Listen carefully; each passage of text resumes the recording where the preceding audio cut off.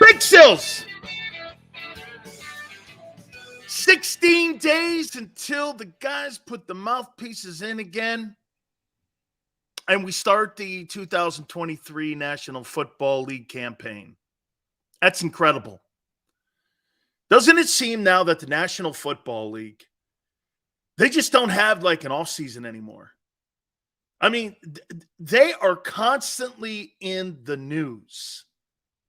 Whether it's the draft, free agency, speculation on what a quarterback may do, conversations that are always brought up. By the way, more conversation is brought up in the offseason about former players, current players, than any other sport. You're not really debating anything with LeBron James right now, but you're talking about, and I saw people and listened to people on WIP talking about McNabb. I'm going to kind of broach that stuff here in a little bit, and also a little bit on Jalen Hurts here. You know, we've been going over position rooms too, plus your Week 8 opponent, the Washington Commanders. Craig Carton will join us. FS1 and the Craig Carton Show used to be on WFAN and used to be also a radio host at WIP, will join us at 4:30 Eastern. We will get Carton's opinions and get his thoughts on Jalen Hurts as we move forward here. All right. So I was listening, and by the way, can you tell me, is this just conversation? When people start to do this, is Jalen Hurts the best quarterback in Eagle history? Come on, man. Come on. Jesus criminy. Really? We're there already? Or is it just, again, a fun debate? Now, look, I'm not going to sit here and kill anybody over this debate. Okay? Now, if you want to say this, is he the most complete package of a quarterback in Eagle history? And you want to define it to the time and to, it's actually not even fair to Jalen. When you have a conversation like that, hey, no, Kevin, I didn't bring it up. WIP has brought it up. Is he the greatest quarterback in Eagle history? No, I'm not. Okay? And even Tone's like, hey, people got to relax and let Jalen just play out his career. I mean, now look, again, it's not something to kill anybody over, and it's not something to get bent over either, but you're talking about a guy who has actually done little. I'm not going to say nothing because that's not fair to him either. But we're in such a rush. You were in a rush to pay him. You're in a rush to judge him now. But that's our society. You don't let this thing play out yet. Now, again, if you want to have a conversation, you think he's the most complete quarterback in Eagle history. I would debate that a little bit because I think Randall was right there as well. Randall played in today's NFL. Randall Cunningham might be Patrick Mahomes. It's a fun conversation. Again, I'm not going to sit here and go, well, these guys at IP are – it's not a ridiculous conversation. But I do think you have to define it better. Still, it's James, right? Listen, I'm not going to go either way on this conversation here. I'm just saying, man, you've got such a small sample size. You have such a small sample size in Jalen Hurts' career. I mean, this is tell me this. This is exactly what you did to Carson Wentz. The people in Philadelphia and the media did this exact thing to Carson Wentz. You feel better about this conversation because you know why? You feel Jalen is a more mature player than Carson Wentz was. You look at him as a better leader. You look at him more complete. You look at his decision-making. You look how his teammates treat him. All of that is fair and right. Okay? Wait a minute, Barb. So but see, Barb goes, okay, but Carson, you did say this about Carson early in his career. You said the same things about Carson Wentz that you're saying right now about Jalen Hurts. Was that fair? No. You didn't let him play it out. And once he played it out, you guys were wrong. You were wrong. You were wrong in the sense that this guy was going to be someone who could. Hey, by the way, Carson Wentz did carry your franchise pretty successfully. Short period of time. Hey, some guys have 20-year windows like Brady, and some guys have 5-year windows like Wentz. We see that all the time in NFL history. Some guys have lengthy careers, some guys don't. That's who Carson Wentz was. He was a shooting star. Brady was the consistent comet. And you knew, like the moon, it circled the earth every year. It was not going to be over the top spectacular, but it was going to be a performance that you enjoyed watching every single Sunday. Brady doesn't have a wow factor in his career either, like Hurts doesn't. But what you say about Brady at the end of his career, he's more revered now than any moment in his career. Do you understand what I'm saying here? There's not a defining moment like John Elway and the helicopter spin going into the end zone in the Super Bowl, or Montana throwing five touchdown passes in the Super Bowl to destroy the Broncos. There's none of those in Tom Brady's career. There's none of those in Jalen Hurts' career. What these guys do is built up equity, and they continue to build equity. That's why their story is going to be told at the very end, not the beginning. Mahomes is a shooting star. How long does Mahomes last? How long do you think Mahomes lasts? You guys are probably thinking 10 years. I don't know. Yet to be determined. Longevity now is his enemy. How long will he last doing that? How long would he last being that way? Will he be the same quarterback if Andy Reid retires? When Andy hits 71? There's a lot of factors in his career yet. Is he going to be Brady? Is he going to be close to Brady? Will he win more Super Bowls than Bradshaw and Montana? Longevity is now how we're going to define him. He's got a short, brilliant career in Kansas City going. Okay? Mahomes will last longer than Josh Allen. We'll see. You keep taking pieces away from him, and the AFC continues to get better. We'll see. We'll see. I don't think it's going to be an easy putt for Kansas City to get back to the AFC title game. They're not in the NFC. They've got a gauntlet of teams that they have to get to. You understand, like the Colts, who the Eagles beat a year ago, beat them. You got to have your A game every single week. Eagles, and the organization knows that too.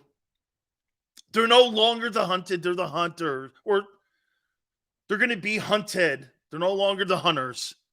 Staying on top, I think it's tougher than getting to the top of the mountain. Okay? Josh is taking a beating. He is. Will he have it? That's my point on Hurts. You don't know. Jalen Hurts has not finished a season in the regular season playing a full 16 or 17 games yet. He's not, because he's been banged up. That's not going to get better.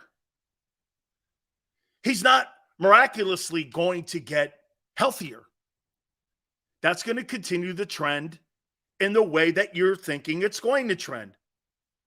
Now, can he do things, and is he a smart guy? Absolutely.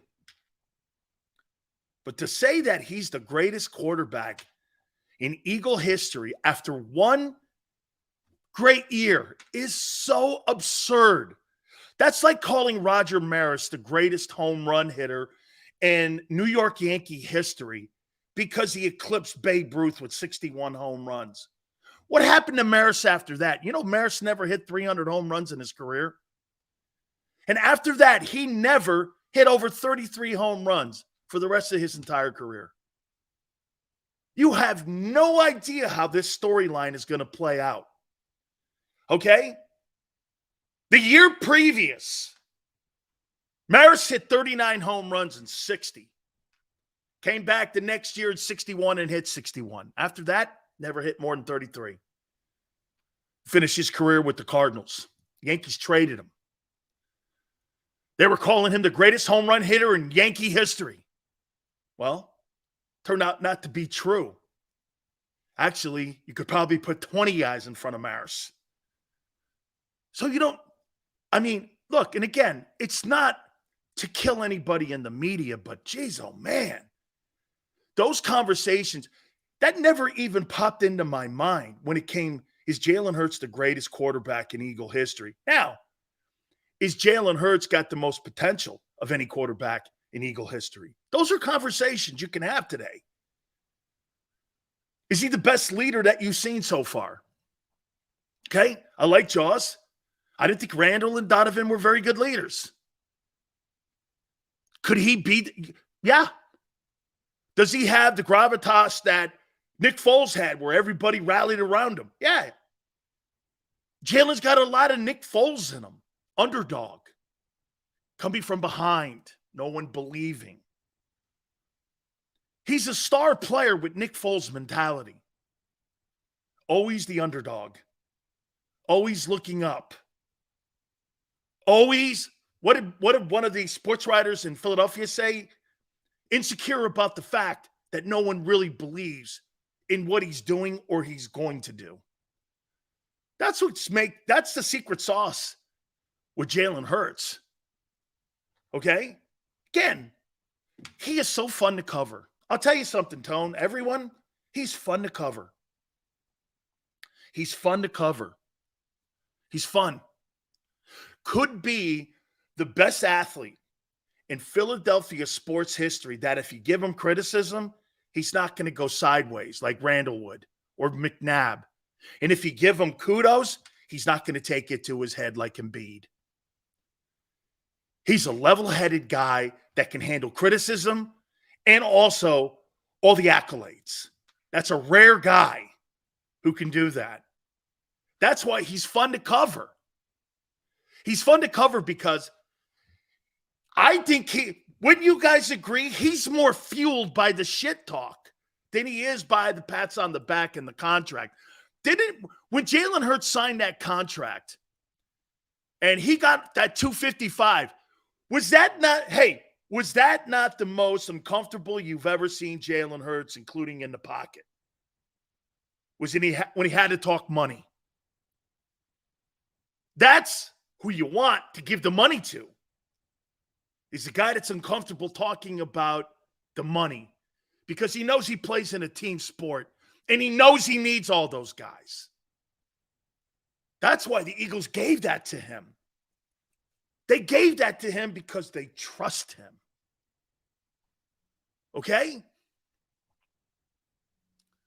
JoJo goes, not as fun to watch. Randall was a highlight reel. Absolutely.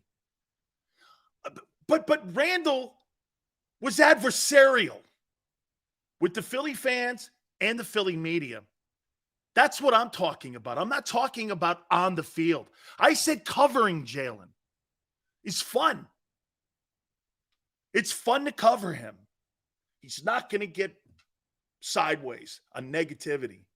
And he's not going to pat himself on the back when people are giving him accolades. It's great to cover that because you know that it's going to be fair coverage and that he's going to take both sides of it. Do I think he listens to it? Everyone listens to it. Do I think he applies it to his game? I think he applies the negativity to it. I don't think he listens to I tell you what, I think he listens more to the negative stuff and it fuels him like it did Jordan than the positive stuff. I really don't think the $255 million is a motivating factor for Jalen Hurts. I think it's a reward for what he's done and how people look at him. You're investing in the jockey here. And you're hoping this jockey takes you home. I bet Hurts told Nicole Lynn, hey, just make sure I get what's fair. That's all I want. Don't overcook the negotiations. Yeah, and that's why the negotiations turned out to be the smoothest $255 million deal I've ever seen accomplished in a pro sport. And for that matter, in any business that I've ever seen. I've never seen 250. Have you ever seen stadium renovations when someone's asking for $400 million or $300 million? Have you ever seen those negotiations go smoothly? Hey, we want to do renovations on Lincoln Financial. What would that be like in Philly? You'd probably do it because the Eagles consistently give you a winner, and I wouldn't have a problem doing it either. That's one of the very few cities. If the owner came out and said, hey, we want to upkeep Lincoln Financial. That's your barn, dude. You're the ones that show up to it. That's your barn. Sure, the owner benefits, but I benefit on Sundays. Okay? I benefit on Sundays, and my team benefits playing there. That's a civic pride building. I wouldn't mind paying it. Do I have a problem paying for something like that in a place like Carolina? Yeah. I do. Or a place like Jacksonville? I do. You don't do shit for us. That's why I've said, hey, Doug's changing the culture in Jacksonville. Do you understand until Doug Peterson showed up, if you put Florida State tickets, Georgia Bulldog tickets, and like Gator, Bulldog, and FSU tickets on the table and put Jags tickets, you know the Jags would be the last tickets taken? They would never take a pro ticket in Jacksonville, Florida. Never. You could never sell pro football in Jacksonville. Now you can. Doug's changing the culture there. Absolutely. Conversations on Jalen Hurts being the greatest quarterback in Eagle history is a joke. Let him play out, man. Dude, he puts a, hey, and by the way, always remember something here. And I want you guys to know this. And some of you probably don't believe it, but you should. I'm rooting for the kid to have the best success possible. You know why? Nobody likes covering a shitty football team or a shitty player. I sell sports. I don't sell toxic sports. I sell sports. And a team that stinks and a quarterback that stinks doesn't sell. Get that through your heads. Anybody who fails and anybody who roots for athletes to fail, you're not doing your job. You're not doing your job. You're not. We're here to sell sports. This is my deal. Sports. Sports suck. America sucks. That's why some people tune off networks now. America's the worst. You're ripping the thing you cover the most and what you are. Get this, real quick. If I was CNN, I would be rooting for Donald Trump to be the president of the United States for the next 20 years. You know why? Because he brings you ratings. You're missing who you are. Well, you know, hey, Michael Jordan had the greatest line of all time. Republicans buy sneakers too. Jalen Hurts sells. Too bad the league doesn't see it. And too bad the league looks at other guys, okay, to sell the league. Jalen could sell it. He's got a great story. He's just not hey, would we not agree? Chime in on this too. Would we not agree during the Brady time, Peyton Manning was more popular than Tom Brady? Peyton Manning was more popular. The league pushed Peyton Manning more than Tom Brady. Why? Brady was boring, didn't say shit. Was it 500-yard passing games? 148 here, 320 here, 372. Peyton Manning's 458, 3 touchdowns, 500 yards, 445. Shit like that. He was spectacular. He was great to push the league. Guys like Jalen and Brady, they got their accolades at the end, not during. There's a difference in how you approach this.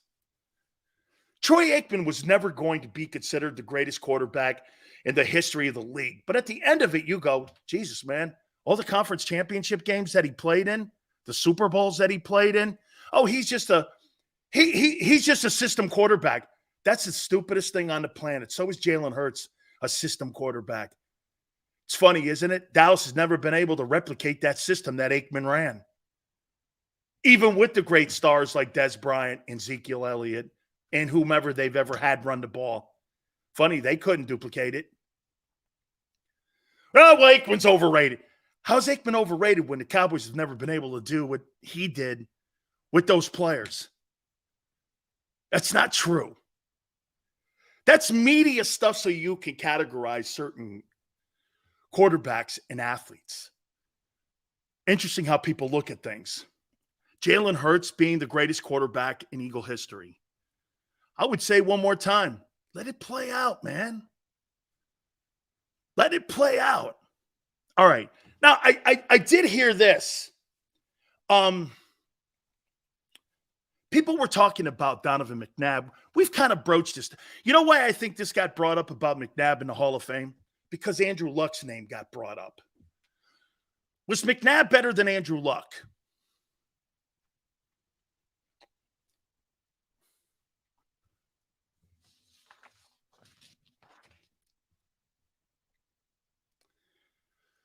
Was McNabb better than Andrew Luck?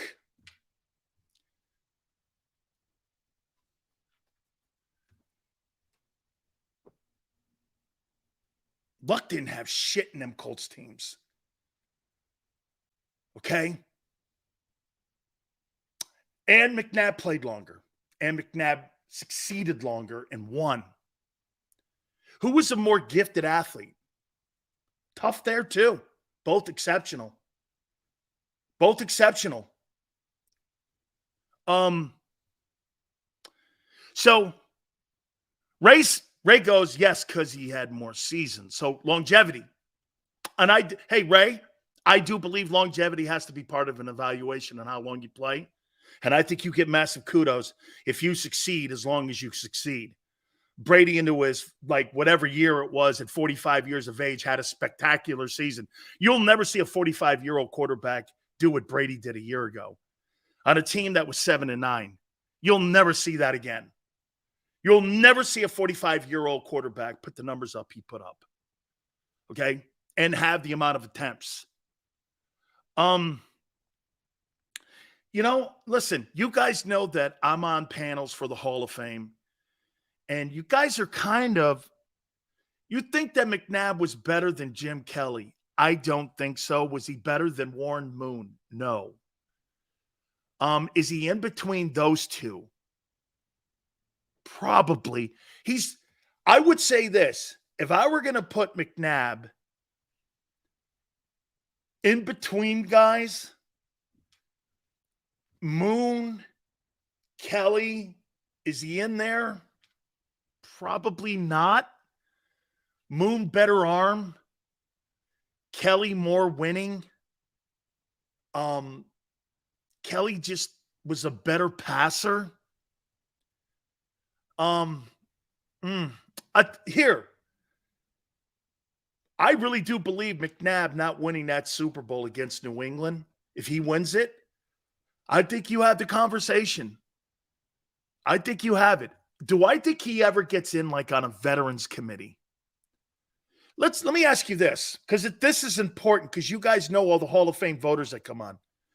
What kind of relationship does he have with the Philly media? Because this will be important on who makes the pitch for him down the line as this continues to go for him. Who makes the pitch for him is going to be important. What's his relationship in Philadelphia today? Because I think it's important today. What's his relationship with the Philly sports media?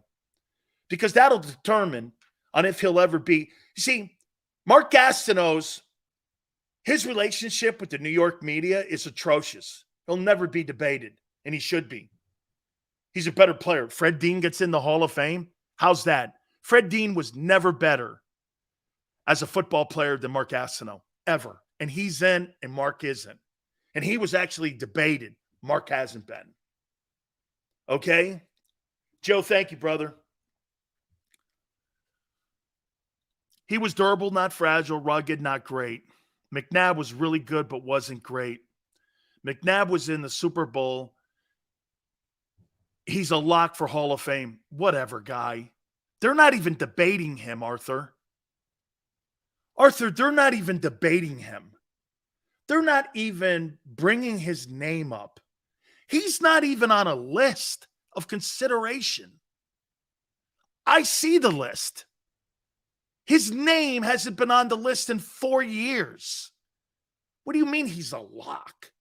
If you're not on the top 100, then 25, you'll never be in the conversation. He's never in the conversation. He's on no list to be considered for the Hall of Fame. None. None. Wishful thinking. McNabb deserves honorable mentions for the best Eagles quarterback. Well, who is the best Eagle quarterback? Is it Donovan? Is McNabb the best quarterback in your franchise's history? Gabriel, it's a little too old for me. Jurgensen, it's a little too old for me as well. Okay. Randall, Jaws. Foles had the greatest moment in Eagle history. Vic was probably the most electric. Right? Vic is the most electric quarterback you've ever had. I agree, Pickin. McNabb is your best quarterback. By the way, Wentz has to be in the top 10. Wins the Super Bowl ring too. Part of a Super Bowl championship team. You don't win the Super Bowl unless he's on that team. Finish second in the MVP voting. He's pretty much got the same resume as your guy Hurts does. We've said this before. Whether you perceive Jalen to be better or not is not the point. The resume for him being an Eagle quarterback, he owns single-season touchdown records that are littered all over your history. He threw for more yards than Donovan McNabb or any quarterback in the history of the Eagles. He's thrown more touchdown passes than any quarterback in Eagle history for a season. You can't deny that. You see, that's the greatest thing about a resume. And that's the greatest thing about accomplishments. You can't change them. You can't change them. He brought a lot to the table. He, like I said, though, about Jalen early, he didn't last long. It's okay. We see careers like that all the time. Some guys stay a long time. Some guys don't.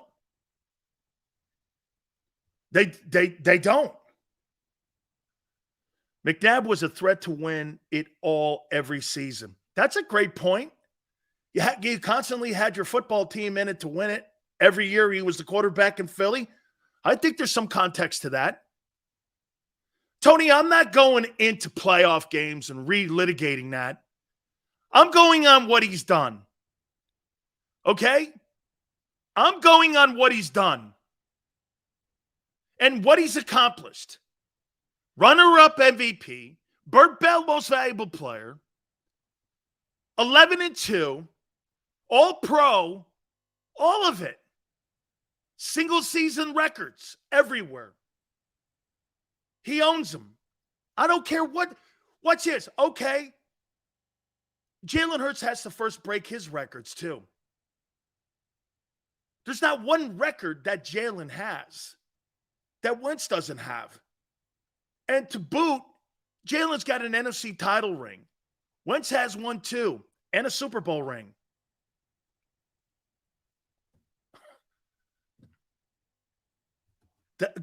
Whatever you think about it, McNabb broke my heart too many times. I will forever have a bad rap for him. If that makes me ungrateful, so be it. Tone, that doesn't make you ungrateful. When the face of the franchise is a quarterback that you have How about this? You think Dallas Cowboy fans are happy with Dak Prescott right now, Tone? You look at Dak Prescott right now. You think they're happy with having him being the Joel Embiid of the NFL? Early exits, 2-4 in the postseason, looking good in the regular season, people giving him accolades, this and that, shows up in the postseason, he goes nowhere. Okay?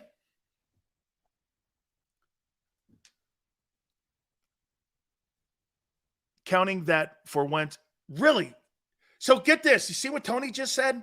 If Wentz doesn't play the way he did in the Super Bowl season, he shouldn't get credit for the 11-2 record he had. What an asinine comment. The way Wentz played in 17 was electric. He was electric. You're choosing to forget. You're choosing to forget.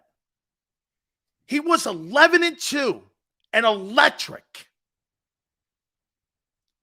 I think he had 33 touchdowns and 7 picks. He was electric. You don't get to the Super Bowl if he doesn't play that way because you won't win home field advantage.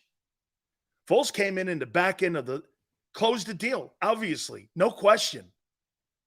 But if it wasn't for Wentz going on that, 9-game winning streak they had in that season, you don't have home field advantage. And if you don't have home field advantage in 17 going through Philly, you ain't going to the Super Bowl. Whatever, Tony. Whatever. So an all-timer. We'll see. Wentz was dominant in 17, arguably the greatest quarterback we've seen in Philly. Correct. Tone. That season was the greatest season that a quarterback played in Philadelphia sports history. I'll say it again. That season that he helped lead the Eagles to the Super Bowl was the greatest single season in Philadelphia quarterbacking Eagle history. Look at the numbers. And then look at the results. You choose to change history here. That's why when people are bringing up Jalen's the greatest quarterback, really? He hasn't even had a better season than what Wentz has had.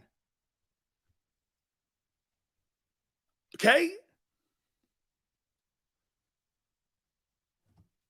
I mean, here. So let's do this.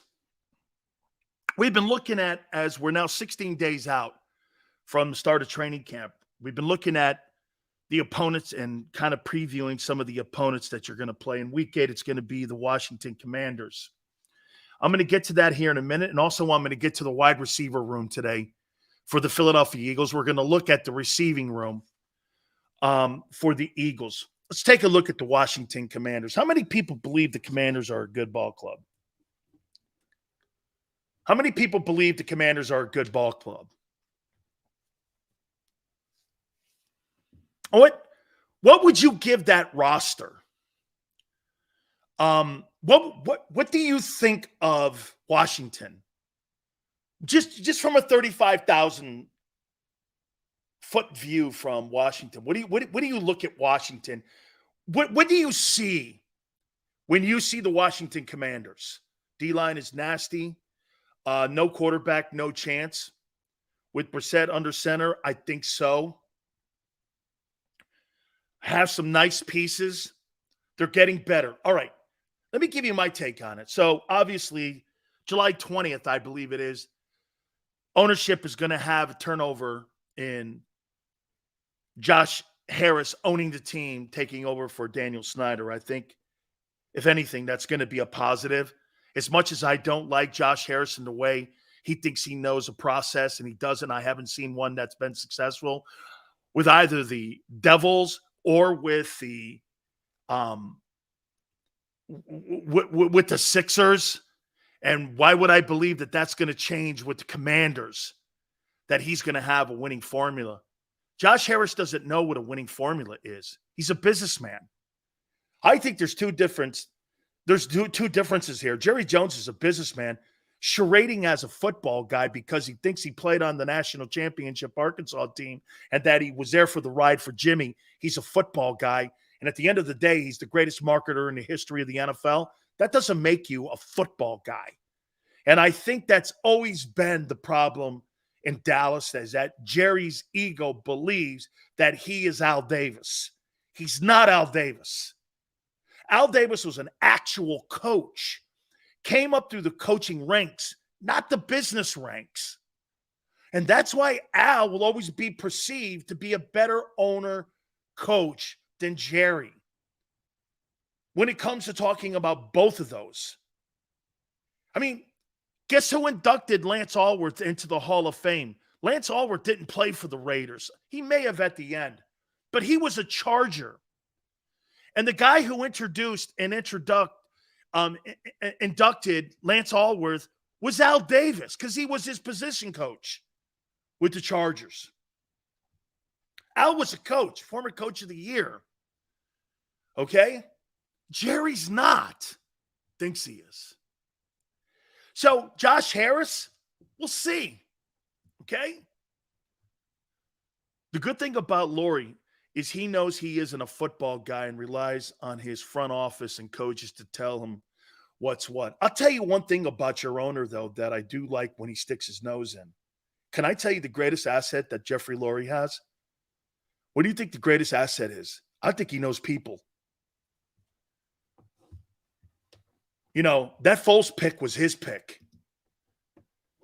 He was high on Hurts being drafted to the Eagles. He liked Sirianni. He still likes Doug Peterson. I think he's a people guy. I think he knows people. I think he looks at a guy and he knows if he's a winner or a loser. And then he empowers them. I think he knows people.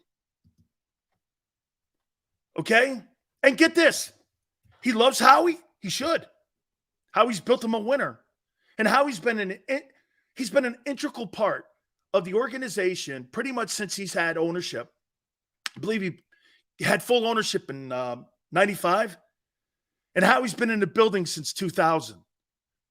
Okay, well, Howie's resume, you know, he may go down as a contributor for a Hall of Fame if he wins a couple more championships. Howie's putting,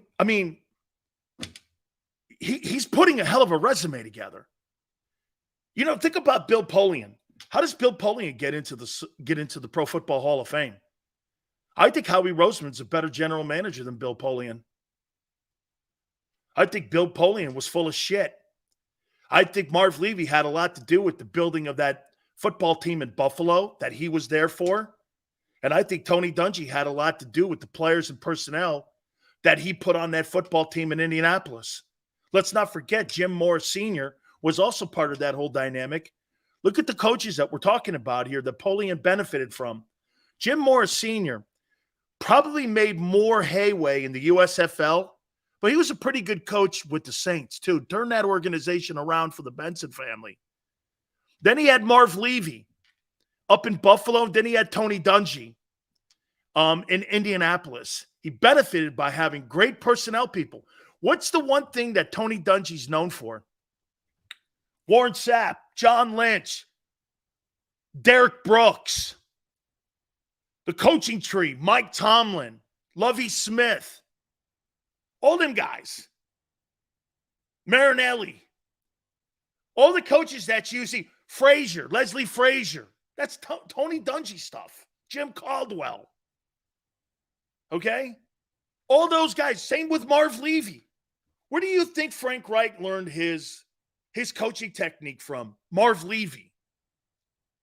That's why he has success. Doug Peterson. Where did he learn? Andy Reid. These guys all have mentors. Hardy Nickerson, Upshaw, absolutely. Rondé Barber. Okay? Yeah, sure, Rich McKay's in the building, but Tony Dungy had an eye for talent also. Okay? He totally did. So, again, Josh Harris, we'll see. Ron Rivera. Hey, I didn't realize that the Commanders were 8-1 last year. Ron Rivera in his 3 years hasn't won more than 8 ball games in D.C. Under the circumstances with Daniel Snyder as the owner, I'm absolutely stunned that he won as many games and a division title. I give him kudos for chaos. He coached and won in chaos.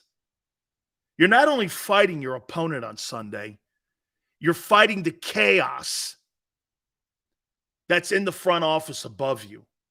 So you're fighting the team on Sundays and your boss on Mondays. And you're winning. You don't get credit for that? I don't know how he... And remember something. He had to do the same thing with Jerry Richardson in Carolina, who was running a chaotic front office in Carolina. Yeah, he's, as Yale says, he's on thin ice. Absolutely. You know why? Because he's been inherited now. Sam Howell, Jacoby Brissett are now the quarterbacks. I would say this. Okay, can you win with them? To what level? 4 members of the D-line are back. Anytime you have a good defensive line, you're going to keep your teams close. And by the way, I love the coaching staff. Rivera, Bieniemy, Del Rio. That's a really good coaching staff. It's the best coaching staff in the NFC East. I like this coaching staff. Every one of these guys are on the hot seat here. Hey, I would say this to you. If Washington makes it to the postseason, each and every single one of these guys may get an opportunity at being a head football coach this coming offseason here. You want to hear something that's really something that I found out last night? Eric Bieniemy is interviewed for 15 NFL openings.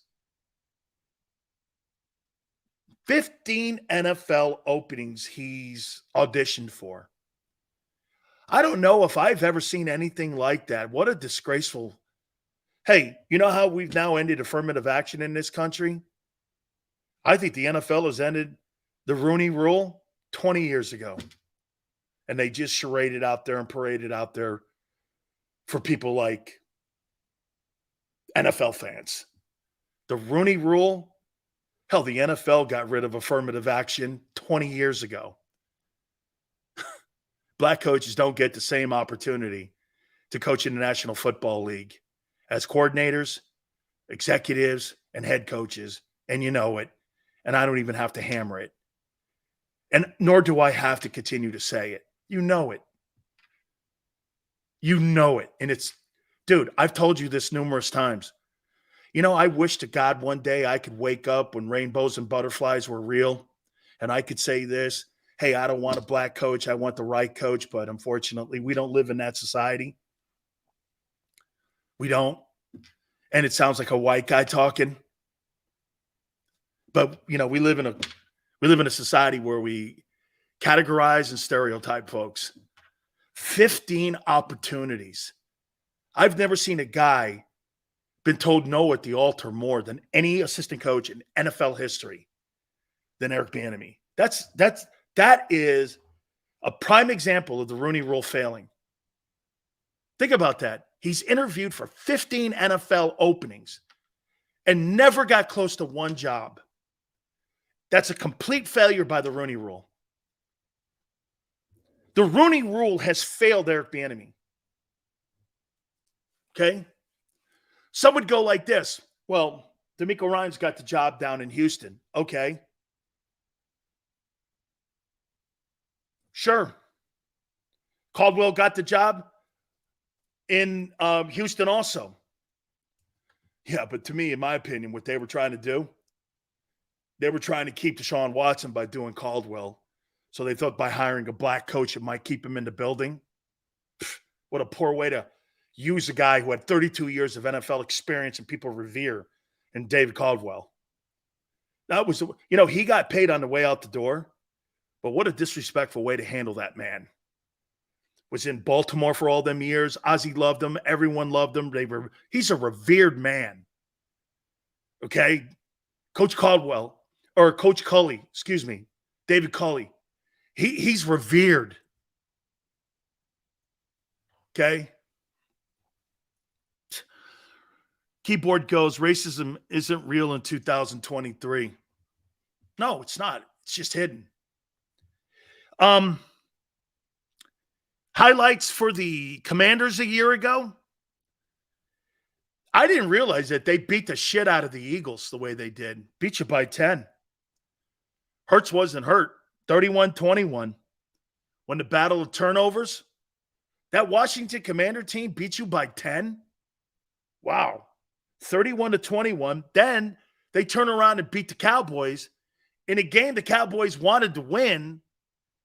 And they beat them in the final game to finish 8-1. Okay? Okay, there's positives.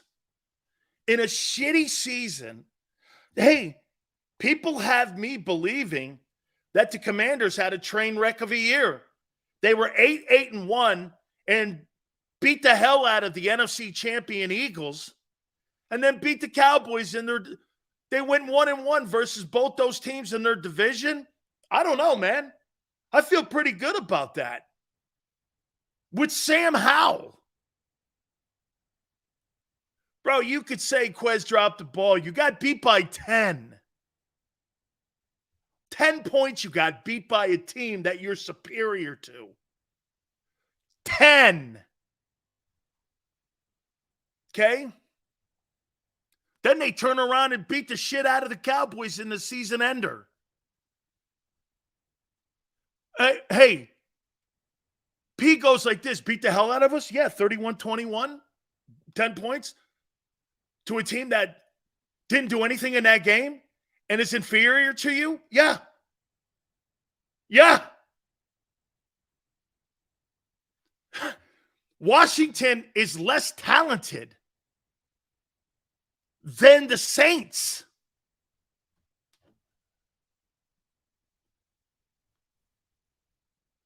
I mean, that's a great win for them. Okay. Here's in a nutshell. I would say this. Ron has to make the playoffs to keep his gig. I would say that. But I think this, man. I think Ron, if he gets production out of that quarterback, and again, it's wishful thinking. And to me, I think Jacoby Brissett's the guy. If they can win some ball games, they can make it interesting in a very shitty NFC. They got to stay healthy. They're not very deep. Okay? But they've got to be healthy, especially at linebacker and back on the back end. They've improved their secondary. Their offensive line is getting better. Antonio Gibson can run the ball. They've got a nice-looking wide receiver core. Just got to get production out of the quarterback. And what I mean by that is play Jalen Hurts football.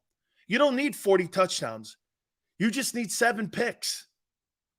If the quarterbacks in Washington can stay under 10 picks, they're going to fight for a playoff spot. But if you're up near 14 or 15 turnovers out of the quarterback spot, you're going to be a 7-10 team, 6-11, somewhere in there. Okay? That's what I would say too, Yale. Run the ball. Keep it close on third down. Don't get caught in third and longs. And try to win games ugly. And get games into the fourth quarter. That's what I would say that you have to try to win in Washington. Do they have the components to do it?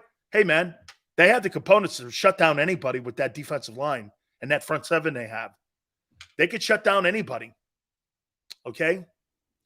Greasy, I think, too. Sam Howell, I think, is the publicity want and the organization's wish. But I think Brissett wins that job because I actually like him. I think you can win with him. Okay? Again, do I think you can win at – how about this? I'd rather have Jacoby Brissett. Is a Niner guy in here? I'd rather have Jacoby Brissett as my starting quarterback than Sam Darnold. Okay? I mean, As a matter of fact, I would rather have Jacoby Brissett as my starting quarterback over Sam Darnold and Trey Lance. Okay? So that's put in perspective on what Jacoby can bring. He's better than anything they have that's in San Francisco that's not on the injured list. Because, and by the way, with Purdy, I still don't know who he is. So we'll wait. All right. I want to get into we're doing groupings. We've been doing, what have we done so far? We've done linebackers, defensive tackles, safeties, and we're going to do wide receivers. 16 days out from the start of training camp. Hey, Tone, I may sweep the top of the hour, okay, because I want to get this all in under, as a matter of fact, you know what we're going to do here? I'm going to save that for the top of the hour. So then we'll take it down to Craig Carton at 4:30 Eastern. So hang tight with me. I want to bring up one thing. So we'll do something here before we do the wide receiver room for the Eagles, and we'll do that at the top. I want to bring up this thing about Pat Fitzgerald at Northwestern. How many people believe Joe Paterno got a fair shake in the Jerry Sandusky case?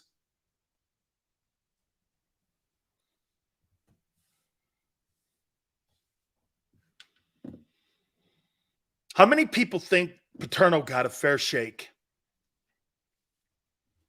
And how that whole thing was? Quan goes, define fair. No, Quan, you define fair. Okay? I'm asking you to fill the blank in. You define it on how you see it and how you see that question. That means I would be leading you, and I want to hear how you see that question. Joe Pa was railroaded. He died before he could face justice.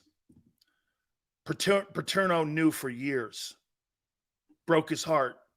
He knew Sandusky for 30 years. No way he didn't know about the pedophile shit. Paterno maybe had a role in not reporting what was happening. Protecting the program and the university. Seals, did you see? I'll get to that too, Cosmo. Got a lot of stuff today. I know, man. I saw the whining. We'll do that. We'll do that again. We'll do all of that at the top. I promise. Cosmo, I got you.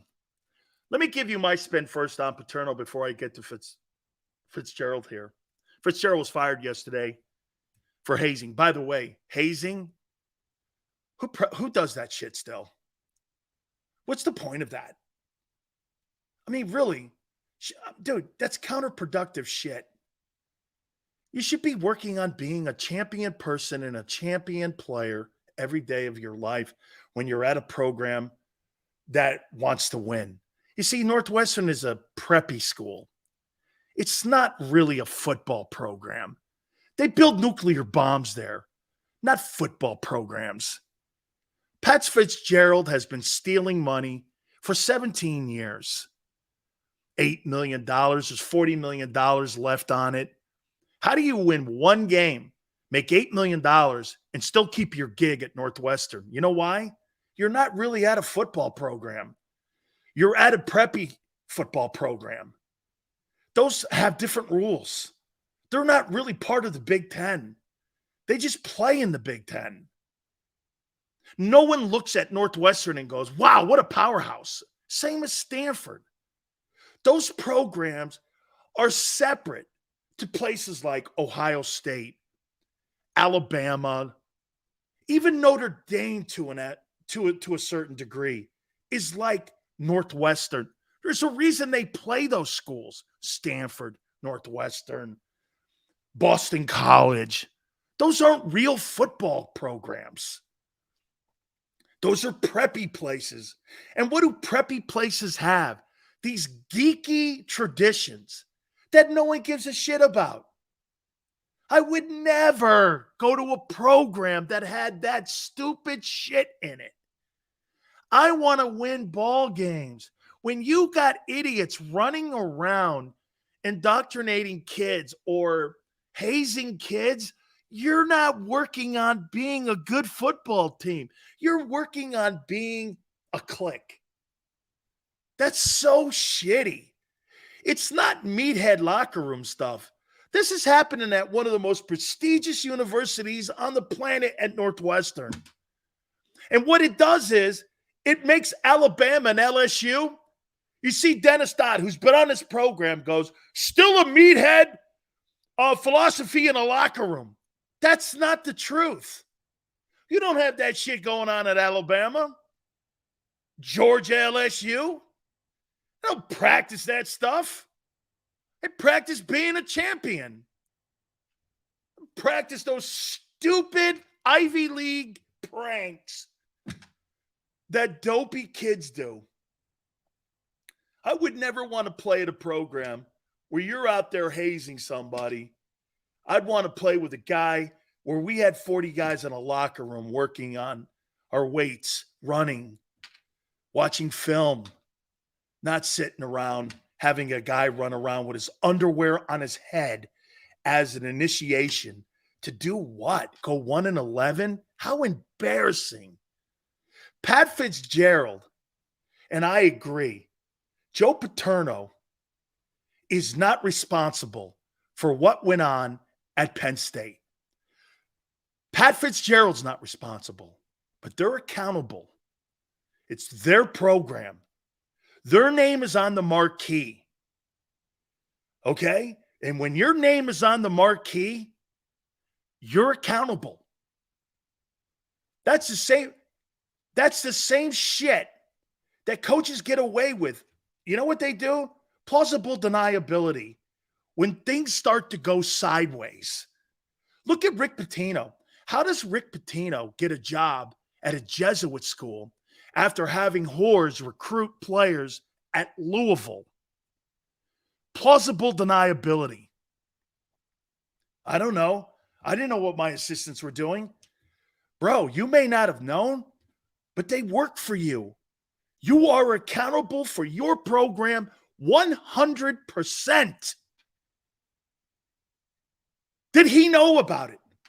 Now, the Paterno thing, there's tentacles that show that he probably knew and had heard, but again, plausible deniability is one of the number one things you learn being a coach in today's landscape of college sports because the money's so great. I didn't know.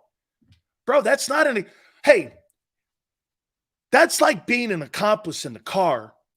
Going to the 7-Eleven, guy gets out of the car, goes and robs the 7-Eleven, comes back, cops pull you over. Hey, I didn't know he was robbing the 7-Eleven. Nobody gives a shit, guy. You're an accomplice. It's your program. Pat Fitzgerald was fired for cause. Did they want to get out of that $40 million deal that they still owed them? Probably. And it gave him a reason. You gave him the reason by not having control of your own program. Okay? Dude, that line any longer. This is what Jimmy Johnson used to tell us when we were at UM. Hey, guys, don't do anything stupid that makes me want to fire you because I will. Nobody in this program, and I don't give a shit who you are, is more valuable to me. And that's from Testaverde to Kozar to Jerome to all of us. He laid the law down, man. There was none of that. Anybody embarrassed the University of Miami, Jimmy fired your ass, got rid of you. He wouldn't think 10 seconds about it because this is about winning. Locker room, hazing. Seriously, every time I see those stories, I go, I'm so glad I never played at programs like that. Yale, Harvard, Northwestern, Stanford, Notre Dame, all that shit goes on at those places. And that's why they don't win. That's why he coached Shaw at Stanford. Look at his last 3 years. That guy made $9 million a year. And he completely sucked. And everyone's telling me what a great coach he is. Look at his last 3-4 years at Stanford. He blew out loud. I mean, Northwestern, hazing. Does it shock you? No, because you know why? They're all preppy meatheads. You know, this is a club up here. It's not a football team. It's a club. That's right. Yeah, because you go to no school for academics and making sure your degree's stamped with approval. All good. It's what you want to do. That's fine. I don't care. But don't call those football programs. How many people really think Northwestern is really a football program? I mean, right? Northwestern. I mean, when I think of the Big Ten, that's not one of the schools that pop in. Dude, that's like Vanderbilt. Vanderbilt in the SEC is a joke. But you know what they're least good at? Baseball, golf, hoop. They're good in those sports. They're actually great at baseball. They got a great baseball program. So they're not completely bad for the SEC. Northwestern doesn't do shit for it. Okay? Forte, it is, man. It's a program of nerds. Nerds don't win football games. Okay? Choir boys don't win football games. You got a whole team of choir boys? You ain't winning championships, my friend. All right. Wide receiver room, Eagles. We're going to do that next. And we're going to take a look at that. We're going to hit on that Deebo Samuel crying. Boy, I'll tell you what. You remember that movie, The Crying Game? This guy should be the star in that movie. Craig Carton will join us at 4:30 from Fox Sports. Craig Carton Show. FS1, former WIP host, will join us. That'll be 4:30 Eastern. Please hit the like button. Keep it here on the National Football Show. Do you stream on a Roku, Fire Stick, Google TV, or Apple TV? Now you can watch 6ABC 24/7 with the 6ABC Philadelphia streaming app. And the big story on Action News? Search 6ABC Philadelphia and start streaming today. Go to get your game on. Go for the beers. Go for the cheers. Go for the hit and the hits. Go for the stakes and the stakes. Go to get your parlay on. Go to get your party on. Go for the scene. Go for the screens. Go for the gallery. Go for the win. Go to Ocean. Visit theoceanac.com to plan your visit. The greatest fans on earth. It's a bold statement, but would you expect anything less from Philadelphia? 58 years of heartache creates a toughness, a grit, a resolve not found in most. Sure, our prayers were answered, but now that we've had a taste, we're looking for more. Pondley Hockey, official partner of the Philadelphia Eagles.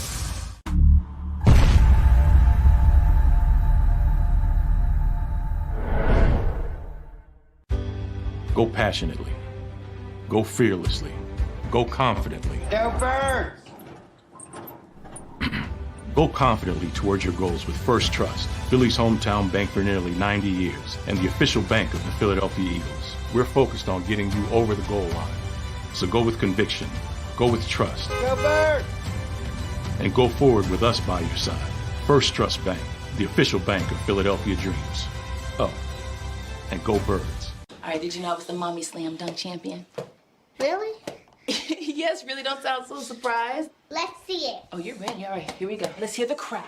So go to right, go to left, fake 'em out. Mama, go up, up, up. She did it.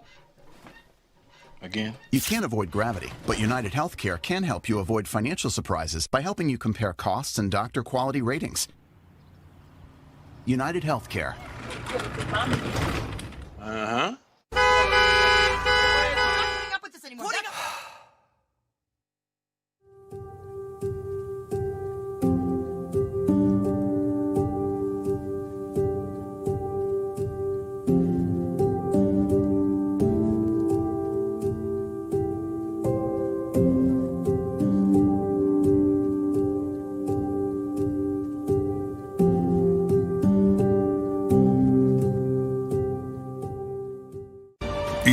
GLES Eagles.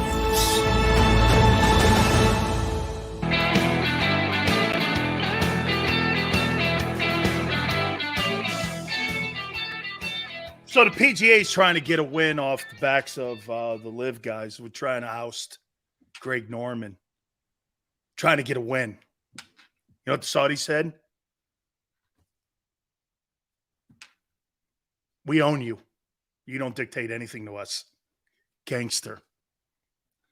Go sit over in your little country club. Go drink your tea. Go put your slacks on. Don't tell us ever. We own you now. We bought your integrity. We bought your traditions. We own you. You are not going to tell us how to handle anything any longer. And the PGA goes and wallows into a corner once again with their hand out and their head between their legs. Beautiful. That's how you beat the shit out of an elitist. Go sit in the corner. Don't ever talk to me about running anything. You thought you were going to tell the Saudi Arabian princes and all the endless money who's going to run it? What balls? The Saudis went like this. That ain't happening. Go sit in the corner. We own you. And everything you are. We own Jack Nicklaus, Tiger Woods, Bobby Jones, the Masters. We own it all. You're going to tell us that you don't want Greg Norman running it? Where do you have the balls big enough to do that? Totally beautiful. I love it. Being told once again to shut the hell up. It's classic. All right, let me do this thing here with Deebo. So I guess he was doing an interview with a guy on CBS Sports Network. I'm surprised that thing's still around. It's got to be one of the worst national radio networks on the planet, CBS Sports Radio. Awful talent, awful network, terrible. Anyway, and it was constructed by maybe one of the worst people in the history of radio, Mark Chernoff. So the thing's unlistenable. But Deebo Samuel was on it. And he was being interviewed by a guy. And, you know, they were getting into it. They were promoting something. And then all of a sudden, the Eagles came up. And I guess the interviewer was pushing the gamut. And Deebo got up and walked out. Okay. I don't have a problem with this. You know, usually when you tell someone, hey, I don't want to talk about the Eagles right now, and I don't want to talk about the things I said. And he made it very clear. And this is, again, this is media people protecting themselves because this is who they are. Anytime one of their own get kind of shit on, they all team up on the athlete. But I'm here to protect the athlete. And I'll tell you why. Deebo Samuel, he'll have to pay for this when he comes to Lincoln Financial this fall. He'll have to put up or shut up. That's when the fans of the Philadelphia Eagles will let him know, hey, your big mouth wrote a check that your ass couldn't cash. But right now, what it does is it's great for the rivalry. It's great for the game. It's great to have villains. Promote it. Hate it. Create a rivalry. Something that we don't see enough of because of money. I love it. I don't give a shit about a guy on a do-nothing network that Deebo Samuel walks off on. I care about this fall when the Niners come to Lincoln Financial, if that guy can cash that check. That's what makes it interesting. Not whether or not a guy got a soundbite from an interview. How dopey are media people? Dopey. Hey, yeah, I'm not saying, But the guy said he didn't want to answer it. And get this. Now that the guy, and get this. So I guess this guy went off on him after, too, because I guess he didn't give him the full interview. Great. You're just promoting the game. This coming for, what is it, week 14? Phenomenal. Villains are good in sports, guys. They're not bad. Craig Carton, bottom of the hour. That's good for the sport. Whether a sportscaster gets the soundbite or not, or gets his panties in a bind, once again, trying to make yourself part of a story. Deebo, he lit it, but so what? I could care less about the guy. I care more that Deebo is so aggravated about that NFC title game that I think this is really going to be a fun, but this is going to be one of the, this is going to be one of the fun games of the year because there's going to be animosity between San Francisco and Philly. And it's not going to always have to be surrounding the Dallas Cowboys. This is a good thing. Embrace it. Hey, don't worry, man. Deebo's going to have to answer for all the shitty comments, crying about it after. End of the day, he's either going to write the check or guess what? Eagle fans and Eagles are going to void the check. Isn't that great for the game? Oh, Yale, this is like Ali Frazier. You see, certain people in the media wouldn't like Ali to wait. Oh, my God. Let me put it to you this way. Yale, if Ali played and fought in today's game, the media would hate him. You know, they lie and tell you how much they revere him now because they know the story. But if Ali was doing the things and didn't want to go to war and changed his name to Muslim, was following the Nation of Islam, was saying things out there, they would not like Muhammad Ali today. He'd be a viper. Okay? They lie to you and tell you that, oh, yeah, you know, Ali, they were never for him in the 60s. But now in 2023, they're going to be more understanding. You think Fox News would give Ali good coverage or negative coverage? Come on, man. Ali promoted those fights without can you imagine? Hey, Yale, can you imagine Ali today with social media? Holy shit, he did all that shit by word of mouth, radio, and television sound bites. And he's the most revered athlete in world history. There's a guy that was still underappreciated with all of his immense accomplishments. Okay? I revere that guy. He's my favorite athlete of all time. I love Muhammad Ali. As you can tell, probably. Right? Okay. Carton at the bottom of the hour. I want to get to the position room before we get Craig on. We're going to do wide receiver. And then we'll give you a closing synopsis on it. So let's take a look at the group heading into camp in 16 days. A.J. Brown, we'll start there. Immediate impact. Amazing first year. His rapport with Hurts.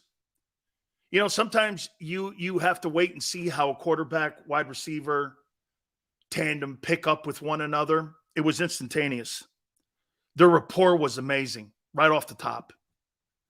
I mean, they connected, and pretty much it was a stable connection the entire season. It was really well done.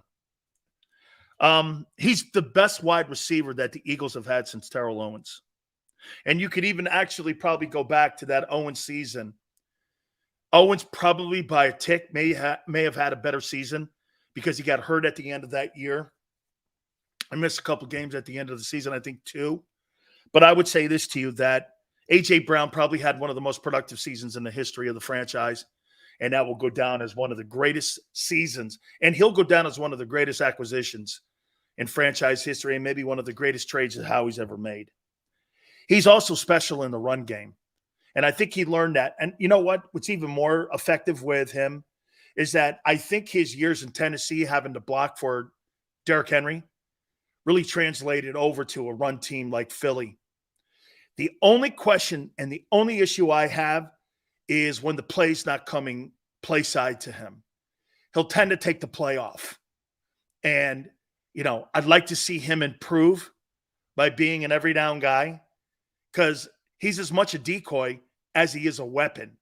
You have to account for him. So when he takes that play off as a defender, you're going to see just his mannerism. Okay? Really a great player, though. Devontae Smith. It just, every time he steps on the field, he's becoming a bigger star. Every week, it just seems that get this, Devontae Smith could go with a goose egg in catches, but his professionalism rises with many people in the locker room and how he conducts himself. And that translates into his preparation, dedication, and the perspiration that he puts into his dedication on how he prepares for each and every single game. He is constantly becoming a better professional every game. He's not going to be gauged on catches. He's going to be gauged on impactful catches and how he conducts himself, how he handles himself. He is a technician. He's a technician when it comes to his route running. He is absolutely a great pro. When you watch him line up, there's no bitching, there's no moaning. He's constantly improving himself as a professional NFL player. And he's not defined by catches. He's defined by wins and results. And you can see it in him. He's got a mentality about him that is like uncommon in the wide receiver game today that you don't see in a lot of places. Let me say this to you. Justin Jefferson or Jamar Chase or any of these other guys have a goose egg in catches. You're going to hear complaints come Monday. You're not going to hear any of that from him as long as they're winning. Okay? If they're winning, there's no complaints because he's a result of winning. And I believe that's what makes him really an absolute great pro. When he doesn't, he be turned into a better pro after the Detroit game. No catches. Very common, very uncommon. You don't hear that said about wideouts coming off a game where they don't have a catch. You have changed your tune in Devontae since last year. Chris, absolutely. I didn't think he handled the pounding. He gets hit. He's a pro. He's a technician. He has absolutely fit in and absolutely has played himself into being arguably one of the top 3 pros on that team. Absolutely. Kudos. That's living up to your draft. And actually, he's underdrafted. If you want to put it in perspective now, he went from being overdrafted, I thought, to being underdrafted. Okay? This guy's an elite dude, man, and an elite player. Very rarely do you have that combination. Quez Watkins. Great camp. I'm not sure what that means. There's going to be a spot on the 2023 team for him. Now, what are the expectations for him? What are the expectations for him? I don't think it's anything in catches. Okay? I don't remember you ever saying he was overdrafted, just that he wasn't the right pick for Philly. Yeah. That's what I said, Tone, but I thought that was a high draft pick for a guy that I thought coming out of Alabama that was 6'1", 179. I didn't think 179 could play in the NFL. I thought he was a little too small. Okay? I didn't know if he would be able to handle the amount of pounding, and he has. He got hit pretty good last year. And this guy's like a Gumby doll. He just gets up and he plays, man. He's a freaking great star. Now, for Quez is an anomaly here because you don't know how to handle this. He's your number 3 guy, right? He's a decoy. But the only way the decoy works is if the decoy makes catches. Okay? It's like a duck decoy that the Ducks don't believe in right now because you know why? After a while, they know it's plastic. And they know it's nothing. Quez has to make impactful moves on the field to keep that decoy status. The only reason he's on the Eagles, he's got fair hands and he's got exceptional speed. You've got to make, hey, if you're targeted 7 times, that's probably too much for him. Say you're targeted 4 times in a game. You've got to make those catches for you to be considered a decoy. Okay? And for people to believe it. I do believe the Eagles want this guy on the team. I do. I believe they want him on the team. But at the end of the day, the decoy's got to matter. The kid from Atlanta, excuse me if I'm not saying his name right, Olamide Zacchaeus, he was the number 3 wideout in Atlanta. 40 catches, 533. That's not bad for a number 3. Okay? That's not bad for a number 3. 40 catches. I'd like Quez to have that number. 40 catches, 533 yards. Now, look, it's Atlanta. I get it. And by the way, if you go back to his years when he first got into the league in 2019, every year he's improved his catch total. So he's gotten better. I think there's going to be a little battle here between this kid and Quez for that number 3 spot. That's a good thing. And get this. I'd like to see this guy in action. I'd like to see that. I think it's an upgrade from Zach Pascal. Okay? He went to St. Joe's also. Okay? And if you look at his catch totals, since 2019, he's gotten better. The kid Convey, the punt returner, here's my only recommendation to him. Dude, duck.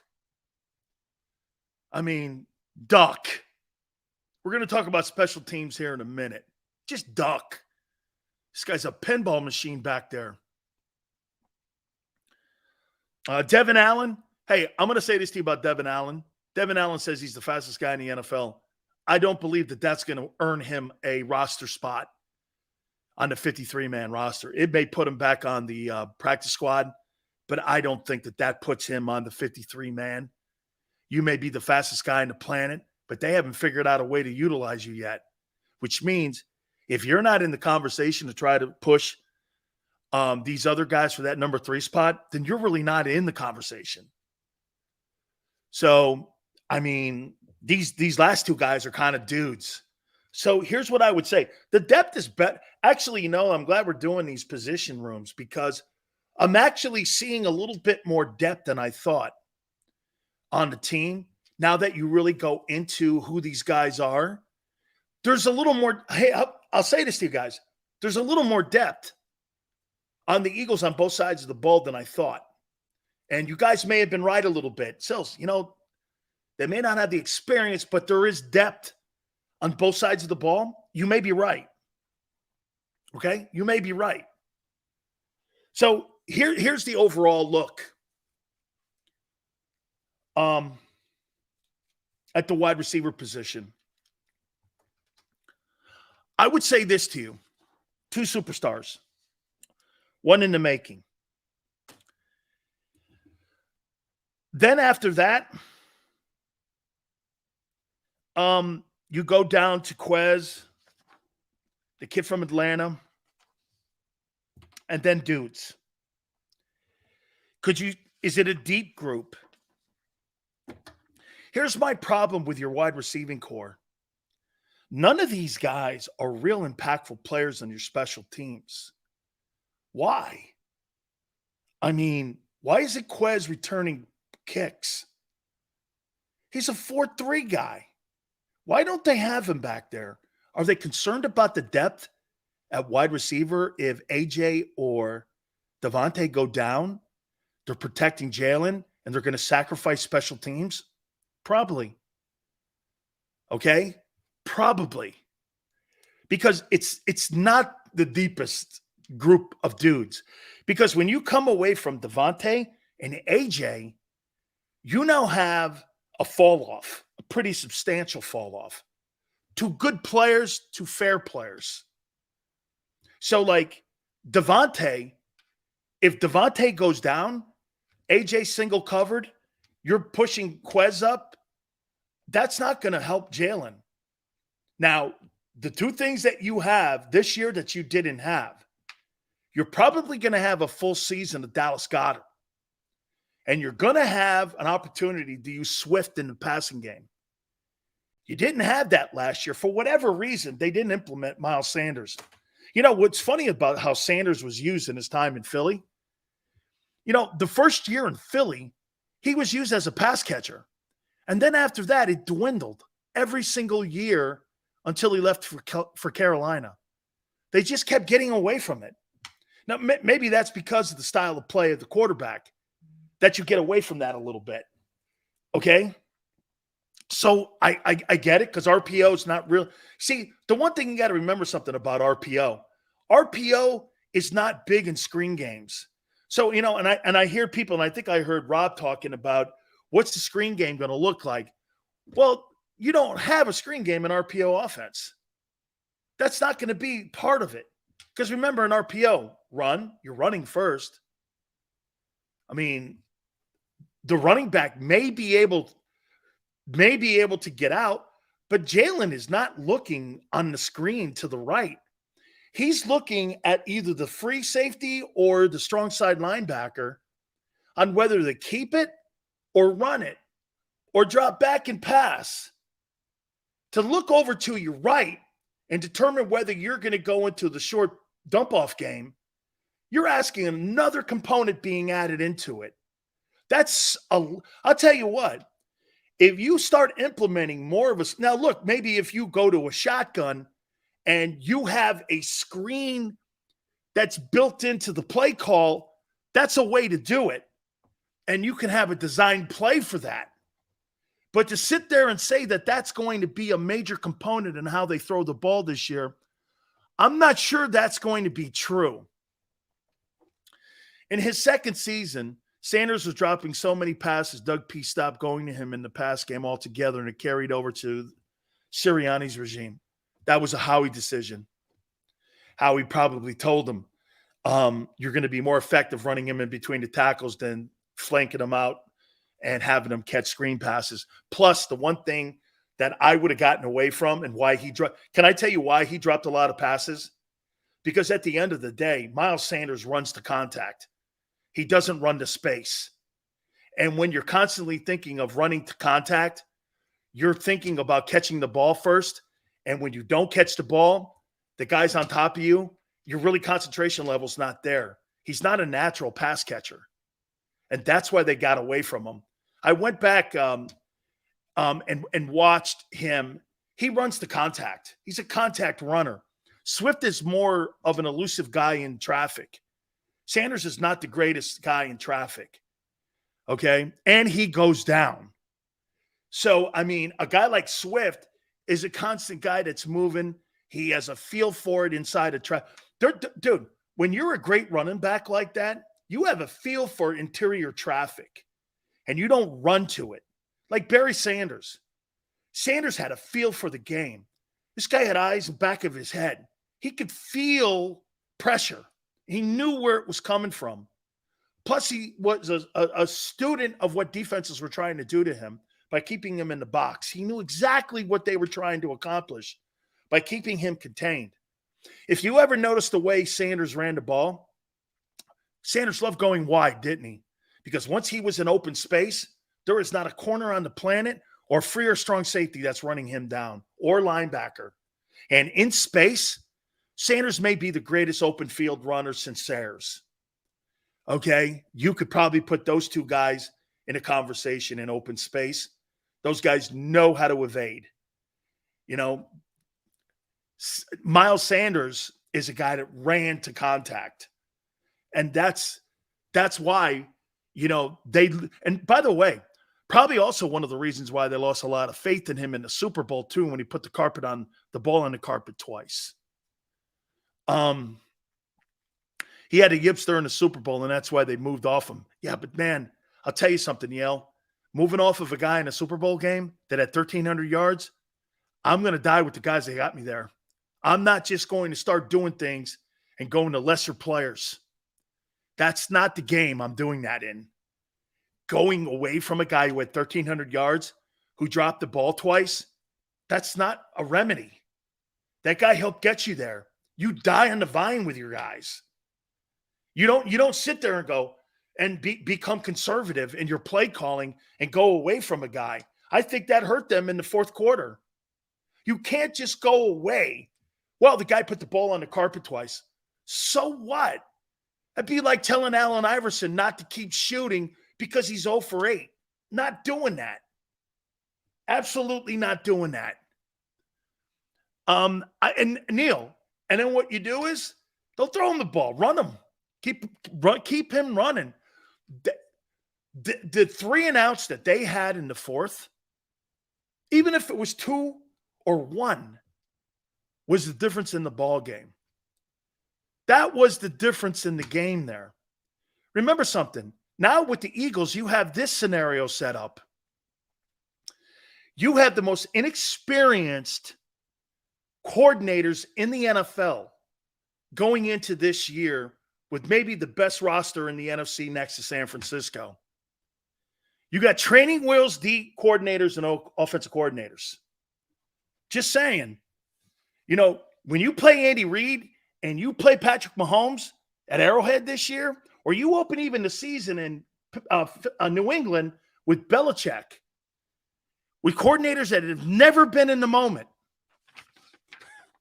Okay, I want to see how that plays out. I want to see how that plays out here. All right. Hey, man, I'll tell you something. I watch this guy's show every day. And it's funny. He's fun. And I see why he's dominated. I'm going to say this. Craig doesn't know this yet before I bring him on. But I'll say this to you. Of all the guys, and I listened to WFAN when it turned from WNBC in 87, and they used to have soupy sales on that thing. And when I grew up in that whole area, and I'm trying to think. First, they had all these national guys on, and it blew out loud. Then they got Imus in the morning. Then they started putting some guys on. Then they had Mike Francesa on. Then they got the Mad. And he's right. Mad Dog and Francesa could never do a show today because that stuff, people want to be entertained. They don't want truth. They don't give a shit about the truth. They care about being entertained. Let's bring Craig Carton in. Brand new show. Carton Show on FS1. Very few of these shows are out there. Craig, that had to be one of the most difficult decisions for you to leave home. Yeah. Your second home, WFAN. Can you hear me good? Crystal clear. Nice. That's Syracuse education right there. Can you hear me good? Yeah, it was a tough decision because, you know, everything I've really gotten in life professionally, although I had obviously other stops in radio, I was fortunate enough to be successful, stems from success in New York City.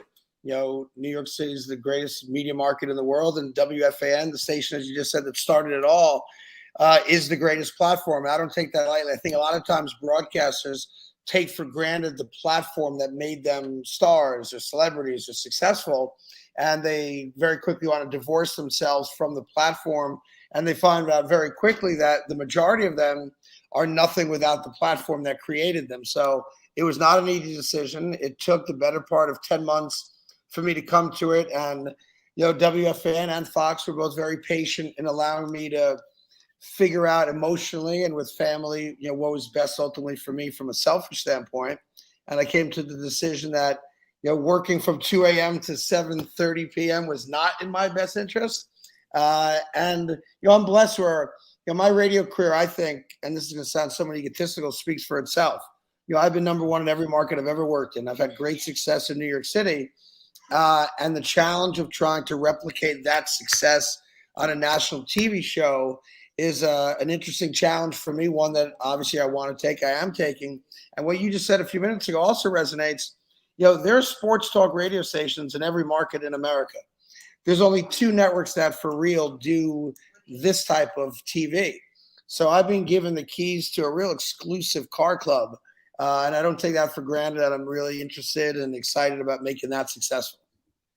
What's the difference between Eagle fans or Philly fans? And by the way, if I can interrupt you for a sec, you noticed every other time I've been on your show, I've been outside a bowling alley, I've been in my car, I've been in the woods. Look how professional I am. I got headphones on. Dude, you got headphones on. I mean, you're in the house. I'm inside. This is crazy great. This is crazy great here, man. What's the difference between Philly sports fans and New York sports fans? Almost nothing. The biggest difference between Philly and New York is the fact that New York has choices. So if you're a Philly guy, and obviously I was on WIP from 93 to 97, everybody's an Eagles fan. Everybody's a Sixers fan. Everybody's a Phillies fan, a Flyers fan. In New York, the town is split. So in Philly, if I'm talking Eagles football, I win. In New York, if I'm talking Giants football, all right, my wife's flashing me right now. If I talk Giants football, well, Jet fans don't want to hear it, and vice versa. So, we make fun of each other. New York hates Philly, Philly hates New York. When you get down, if you cut us all open, New Yorkers, Philadelphians, and I include Boston in this too. Yep. We're all the same.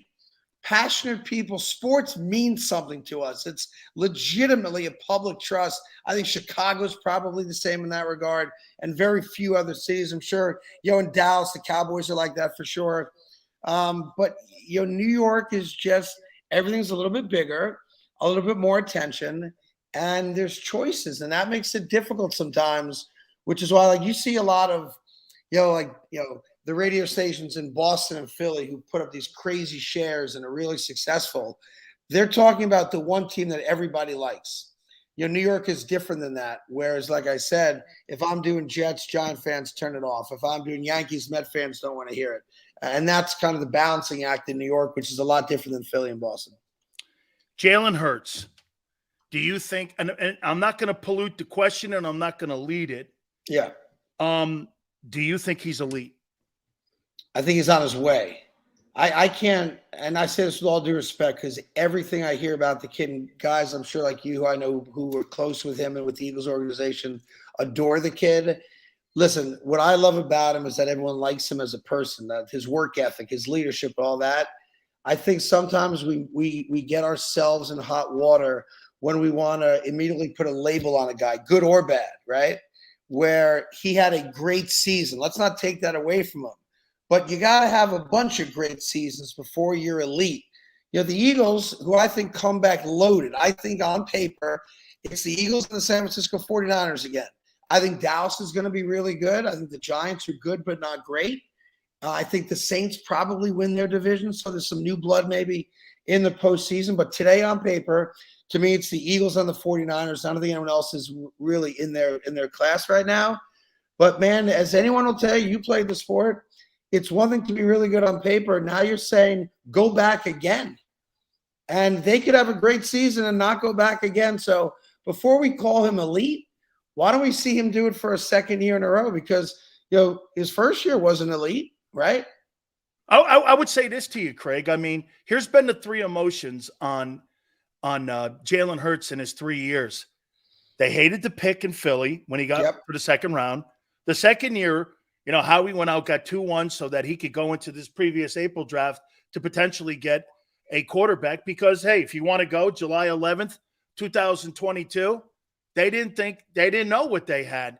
Then he has a great year. All 3 of those emotions played in the last 3 years. So to sit here and for me to go, well, the guy's elite. No, the guy had an elite season. Yep. That doesn't make you elite. No, not by a long shot. Because what are you going to say if he has an average season? What if he has, I don't know, 28 touchdowns and 10 interceptions this year and they make the playoffs? Good year, not elite. I think listen, when you talk elite, you're talking about Patrick Mahomes. Correct. Right? Patrick Mahomes now has a body of work. He's the best quarterback in football. He is elite. Jalen is clearly on his way to having a fantastic career, maybe even a Hall of Fame career, and that's premature. I'll say this, though. For a young guy to lead a team, especially in that city, which is very tough, and did not want him to be their pick, did not want him to be their quarterback in year one, and not listen to any of the nonsense on WIP or on The Fanatic or with people in the streets, and overcome that and have the season he had, like I said, power to the kid. And the beauty of sports is you can't hide. We see it. If you're really good, I look at Wembanyama in San Antonio. After one game in Vegas, he's the worst player, worst pick ever. I can't believe they wasted their pick. 3 days later, he's got 27 and 12. He's the second guy. We can't help ourselves because we love it. I love it. I mean, this guy's slapping around what's her name, and he's getting 26 a night. I mean, now all of a sudden he's a superstar here, man, and everyone's crowning him. I know you love the guy. I mean, dude, just do me a favor. Have that guy in San Antonio never take his shirt off because that guy's a boneyard, man. I mean, that guy needs a couple of them steaks down in San Antonio, bro. I mean, they got plenty of them, right? They got plenty. They got plenty of meat down there. There's no doubt about it. Yeah. Speaking of this, and speaking of steak here, Daniel Jones, dude. So let me get this right with the Giants, Craig.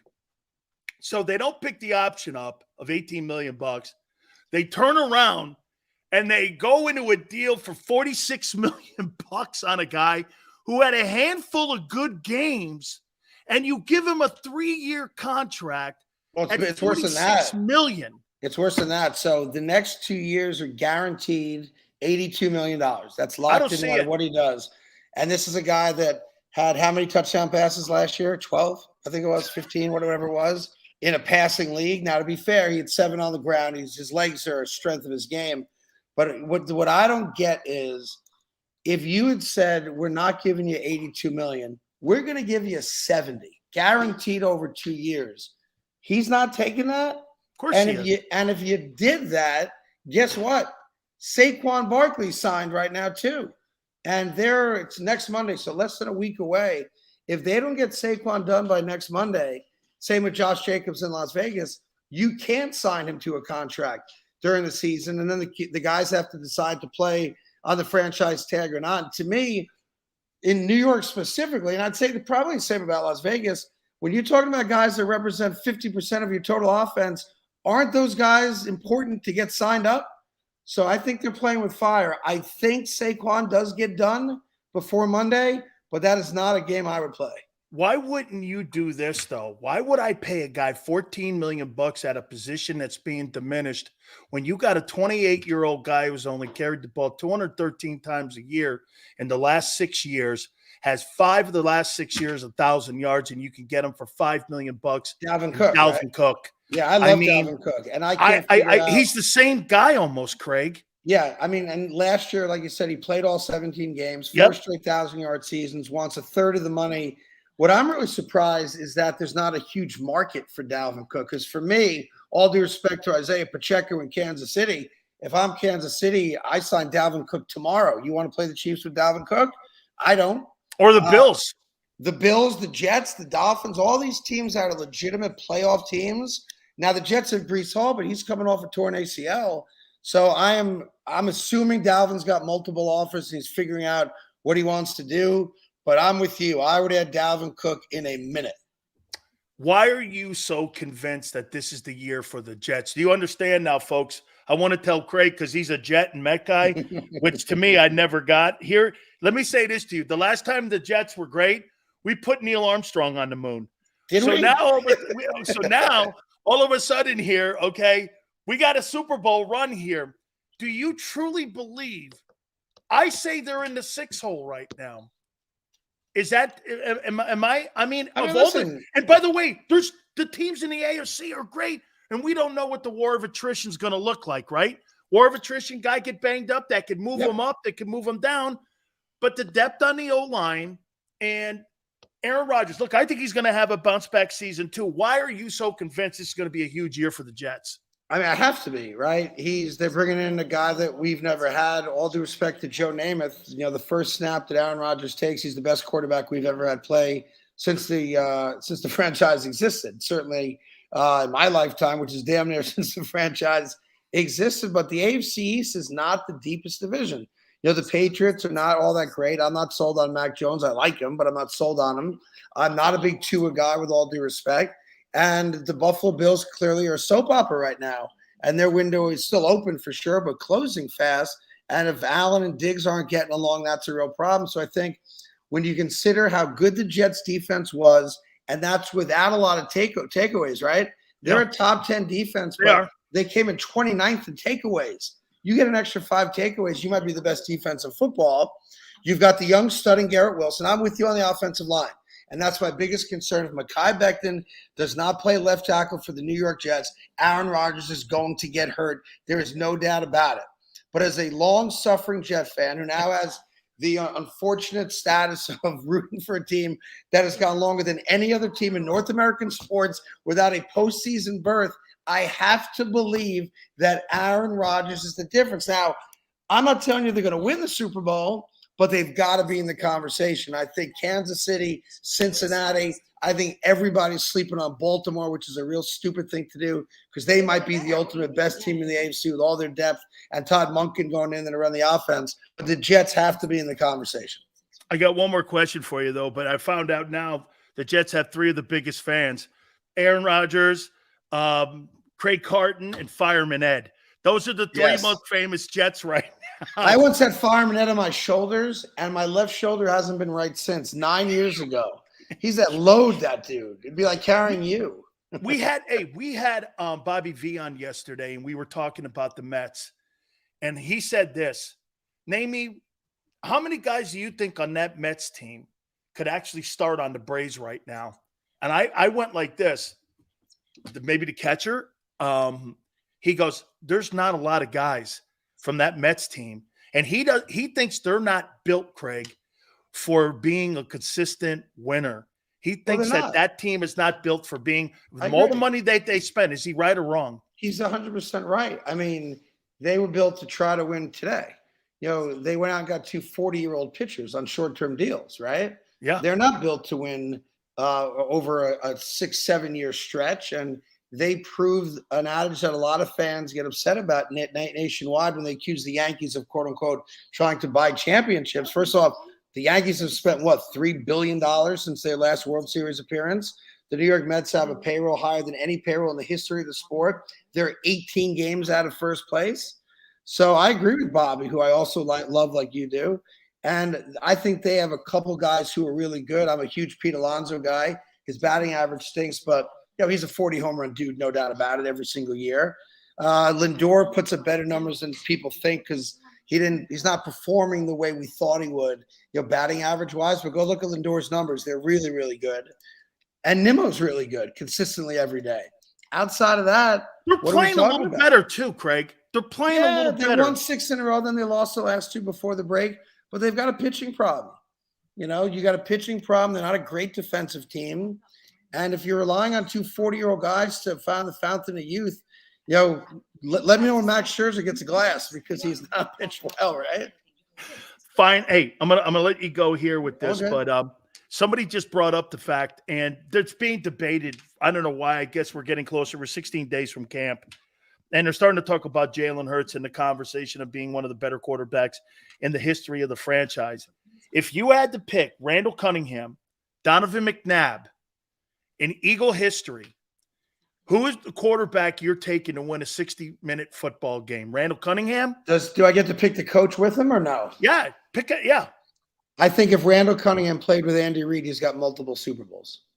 I think if he plays today, he's Patrick Mahomes. There's no doubt. Randall Cunningham is arguably I hate saying this because it's disrespectful, but Randall Cunningham's the most athletic quarterback I've ever seen, and that includes all the studs today, the Justin Fields, Jalen Hurts, Patrick Mahomes. I was blessed to see Randall Cunningham play towards the end of his Philadelphia career. And, I remember the SI cover, Ultimate Weapon. Randall Cunningham's the guy. I know Fran Tarkenton way back in the 70s played a similar style of football. But Randall Cunningham, I remember when I got to Philly in 93, I got there a year after Buddy Ryan left to go out to Arizona. So you're there with the Kotite years? I was there for Kotite, yeah. I played golf with Rich Kotite. We played 18 holes in an hour and 22 minutes. He claimed he never lost the ball, but he never had any balls left in the cart when we got back. And he always brought a case of them. I can tell you stories all day about Richie, but the thing I'm saying, the plan when Rich Kotite was the head coach was, when Buddy Ryan was the head coach was first down, do whatever. Second down, do whatever. Third and long, just give the ball to Randall. Hope he makes a play. And that was their offense. He didn't care about offense. He was a defensive coach. And I saw Randall Cunningham do things that I've never seen a quarterback do, way ahead of his time. And I know McNabb went to a Super Bowl, so I get that, right? And he is one of the great quarterbacks. Jaworski went to a Super Bowl. I get that.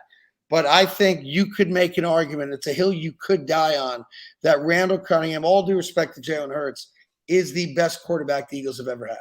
Absolutely. Hey, the next time you are on WFAN and you bring Sid Rosenberg on, do me a favor. always be prepared to hear this. Francesca was going to bring me back. I'll tell you a true story. You want to hear a story?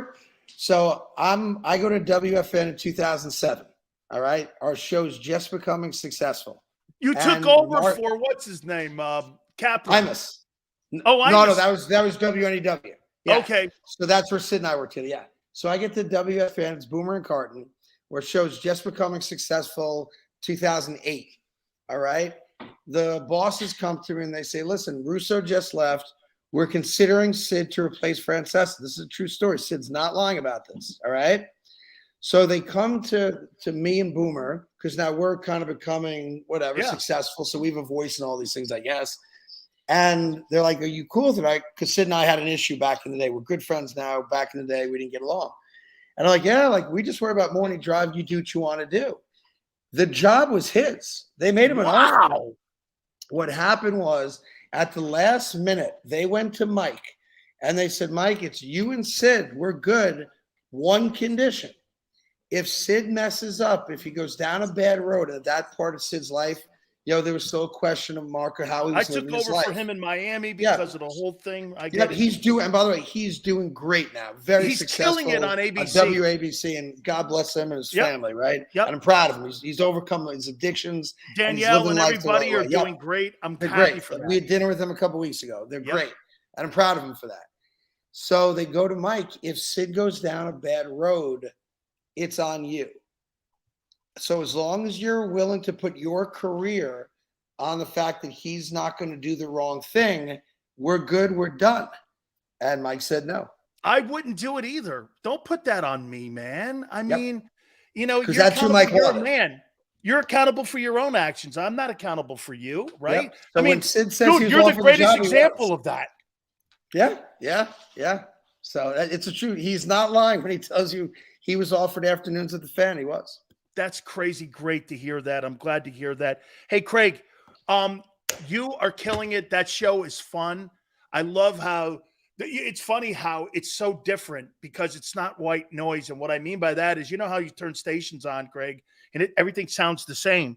It's completely different. And I think that's your objective is to be fun, entertain. I think entertainment is, it's funny, Craig, you and I believe in this. We believe in entertaining. Hey, truth, great. You want to be around the truth, but I want to be more entertaining and around the truth. I know what I don't want to do also. I'm not having a two-man debate show yelling and screaming at each other. It's just not fun. And I think what we do is really different than anything else that's on TV right now. On a network or FS1, ESPN, whatever. And sports is entertaining. It's fun. And there's legitimate laughs to be had. And I think ultimately long-term, what'll set us apart is when people recognize, boy, that show's just fun to be a part of. We're always having a good time. We talk sports. We talk all the major issues. We don't miss anything, but we're having fun talking about it. And I'm blessed to be given that opportunity because sports should be fun. People take it seriously, as they should. But, man, if I'm sitting there yelling at you for 3 hours, I am not going to be a happy dude. I'm really proud. And I don't of want to them. be yelled at either, by the way. Like, I get You that know at what I'm really home. proud of? I've been married 33 years, and being married to a radio and a broadcast person is as difficult as it possibly can. And I know you got a warrior wife, and you guys are working there. And my wife said the same thing. I go, I'm getting Carton on. She goes, wow, his wife must have the cross to bear like I do. And I go, oh no, I'm sure of it. And I go, but you know what's crazy, Craig? We're together. She's my best friend. Sure. And we've been together 33 years. So, I mean, she's the only Now, person. you guys you're empty nesters now, or no? Yeah, because my daughter now goes and she's now a rugby player. But hey, Craig, I've never been told more by two people to go F myself in my life than my wife and my kid. It's the most. I've been told to shut up the whole time I'm talking to you. hey, Craig, thank you so much. I appreciate it. God bless you, dude. And by the way, I'm proud of you too. You're doing a great success with JAKIB's Media. They picked the right guy. They picked the winner. And, I followed your career as well. And I know this football season is going to be big for you guys. And I'm happy to be a part of it and join you whenever you want. And happy to consider you a friend too.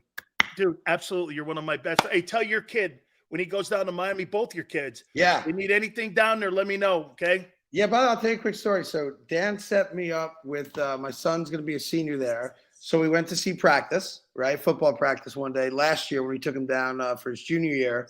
And the coach comes up to him after his introduction. He knew that you had set it up. And I'll tell you about this guy. He gives my son his cell phone number. Now, he had never met my son's name. Was Coach Cristobal. Yeah, Cristobal, yeah. Cristobal gives Sonny his personal cell phone number. And he has some law enforcement people in his family. I think his brother was a cop down in Florida. Yep. And he says, listen, Miami can be a tough place. If you ever get jammed up, you call me. Never met the kid before. He did that. Yep. He said, if you ever get jammed up, you ever need anything, you call me. Here's my personal cell phone number. He goes, I got you. Wow. Because let me tell you, Ed Hudak is the sheriff in Coral Gables. And he's one of my personal friends too. And I talk to Mario probably – I would say 3 times a week. We talk about the program, where it's going. And Ed Hudak is the sheriff down there. So, yeah, let me know, man. I'll tell you what, if you need places to go down there too, we can hook them up. I think he's good on places. What's that? I think he's good on places to go, but Mario needs a stadium on campus. Yes. The kids they got to get out of that because it's too far away. They got to get Dude, a I stadium. hate the Hard Rock, man. I mean, I just hate the Hard Rock. Craig, thank you, brother. Be good. You got it. The great Craig Carton. Don't forget to catch a show out on FS1, The Carton Show. And we have a really good time, me and him, man. I tell you what, we butted heads when we first – hey, Tone, you're not going to believe this. He and I couldn't stand one another. This is about 20 years ago. And we couldn't stand one another, man. I'm talking shit on him. He's talking shit on me. And, oh, my God, man. And by the way, I really do agree with him what he said about Philadelphia and New York and Boston. Do you understand? Those are 3 separate sandboxes, right? Those are 3 separate sandboxes. This is my sandbox here in Philly. This is my sandbox in New York, and this is my sandbox in Boston. And see, Boston and Philly, they team up on New York because you know why? They got 2 teams of each. Shit, they got 3 hockey teams, right? Kind of. Everything's in New Jersey. 3 separate sandboxes with sand that come from the same beach. Tone, that's a great one. Dude, that is so true, man. Hey, and no one – what you talking about? Before I got him on, Tone, I go like this, and Carton goes like this to me. He goes, "Hey, how are they treating you in Philly?" I go, "How do you think they're treating me?" He goes, "Like you're home." I go, "Right." I got guys like Quan and the rest of these guys, and you know what they're saying? They're going like, "Hey, you're an asshole," but they're here every day. He goes, "That's the key to the whole thing. That's the key to it, right?" Craig was kind of mean when he was younger. Hey, Barb, we're all a little mean when we're younger. I'm a little nicer now myself. He spent time in the slammer. Hey, that will make you a little nicer too, right, Yale? What up, maniac? I have to catch yesterday's replay of Bobby V. Love Bobby. Hey, Bobby V, he confirmed it for me. Bobby V came and pitched BP to me, brought me in to meet Davey Johnson, and it was on the show yesterday. I was going to be a New York Met. I went to the Cape Cod League. The Mets. What was his name? Hey, Yale. What was the general manager's name of the Mets in 1980? Was it Frank Cashin? Does that sound right? Frank Cashin, the GM of the Mets. It was a tone. So I go into Queens. I must have been 17 years old, 18 years old. Hey, get this. I go into Queens. Bobby V's with me. My friend Jim, my friend Jim, I was 17 years old. He had pitched batting practice. Me and this other guy, Roger Haggerty, we went in, drafted Darryl Strawberry and Gooden. So get this. They go, hey, we hear that you're looking at a scholarship to play football. And I go, I am. Who are you being recruited by? Well, I said, well, Maryland, Miami, Ohio State, SMU. I went down the list. BC, Pittsburgh, Penn State, all these places, Notre Dame, they're all recruiting me. And he goes like this, what are you going to do? I go, I don't know yet.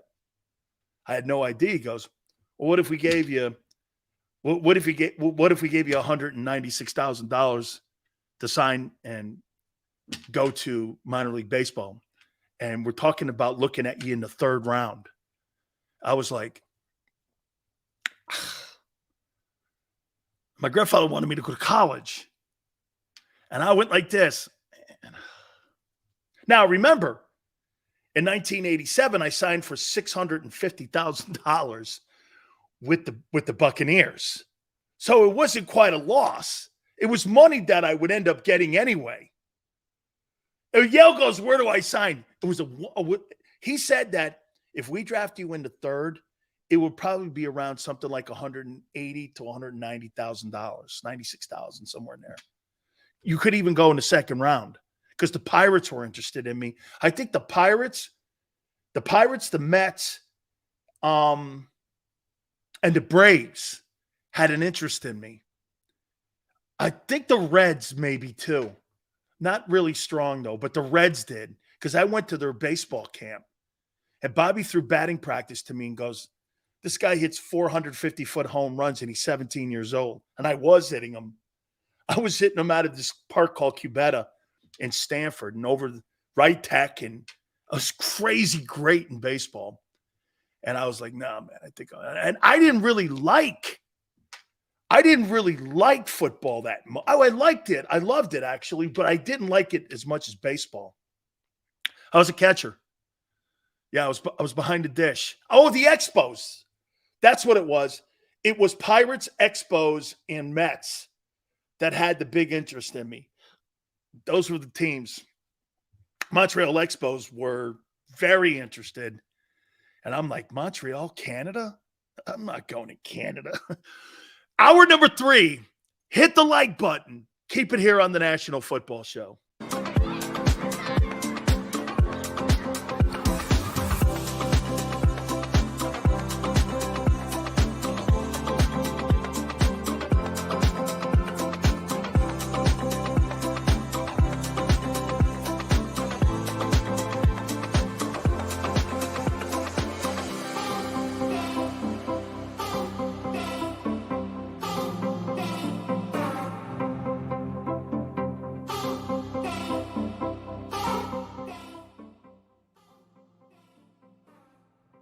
Heading down the shore, have a ball once more.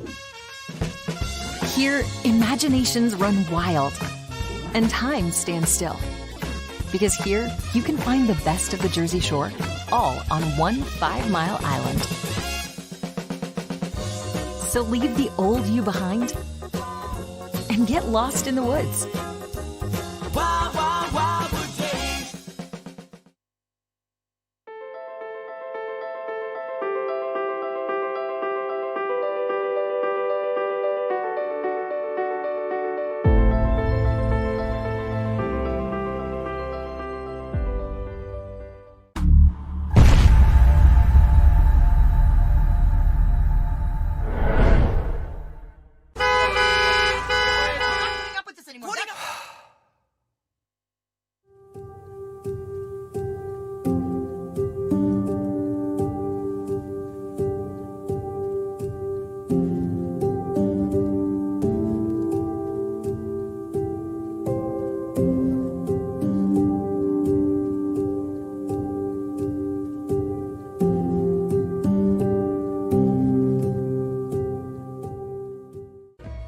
and save in southeastern PA and Delaware with Colony Pools this football season, and let the experts close your pool with a custom Merlin safety cover in green for the birds. And if you join our Winter Watch team, we'll give you another 20% off, and Colony Pools will handle it all. Keep your tiles on your pool, not in your pool. Fly with Colony right now, Birds fans. Visit flywithcolony.com. Hi everybody, my name's Jason Lombardi. I'm an inspector at DryTech. At DryTech we offer 3 major services, the first one being basement waterproofing. The second service we offer is foundation and structural repairs. And then the third service that we offer is mold remediation. If you feel you are having a waterproofing issue, give DryTech a call or check us out online.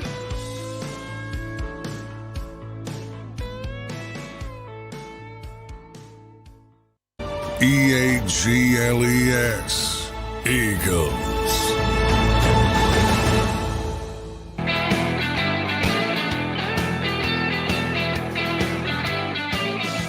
Dan Sileo, huh, Chris?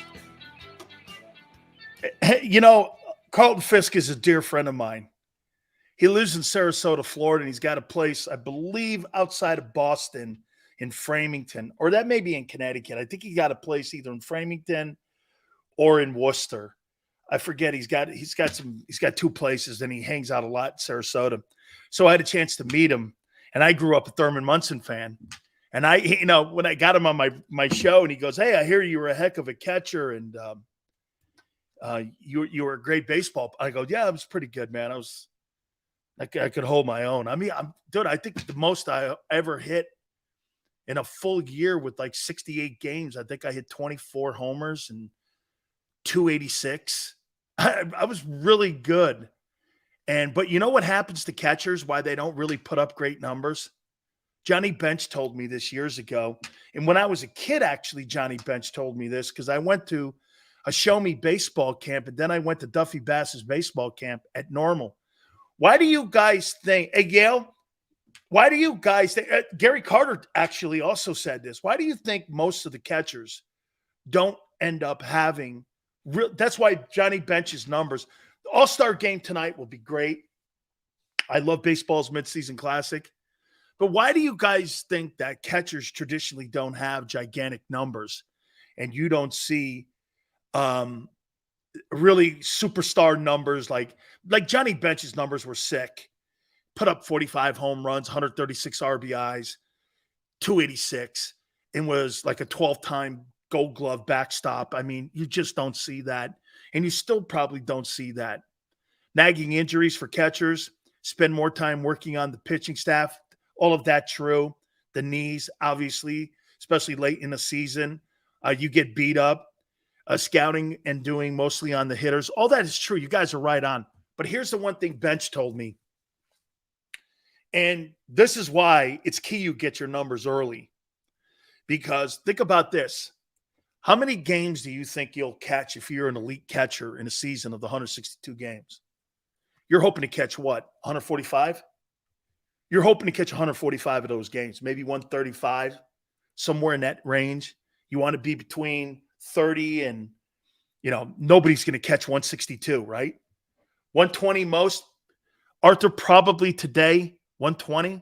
Between 120 and 140, that would be a great year. Well, here, think about it. When you catch, think about this.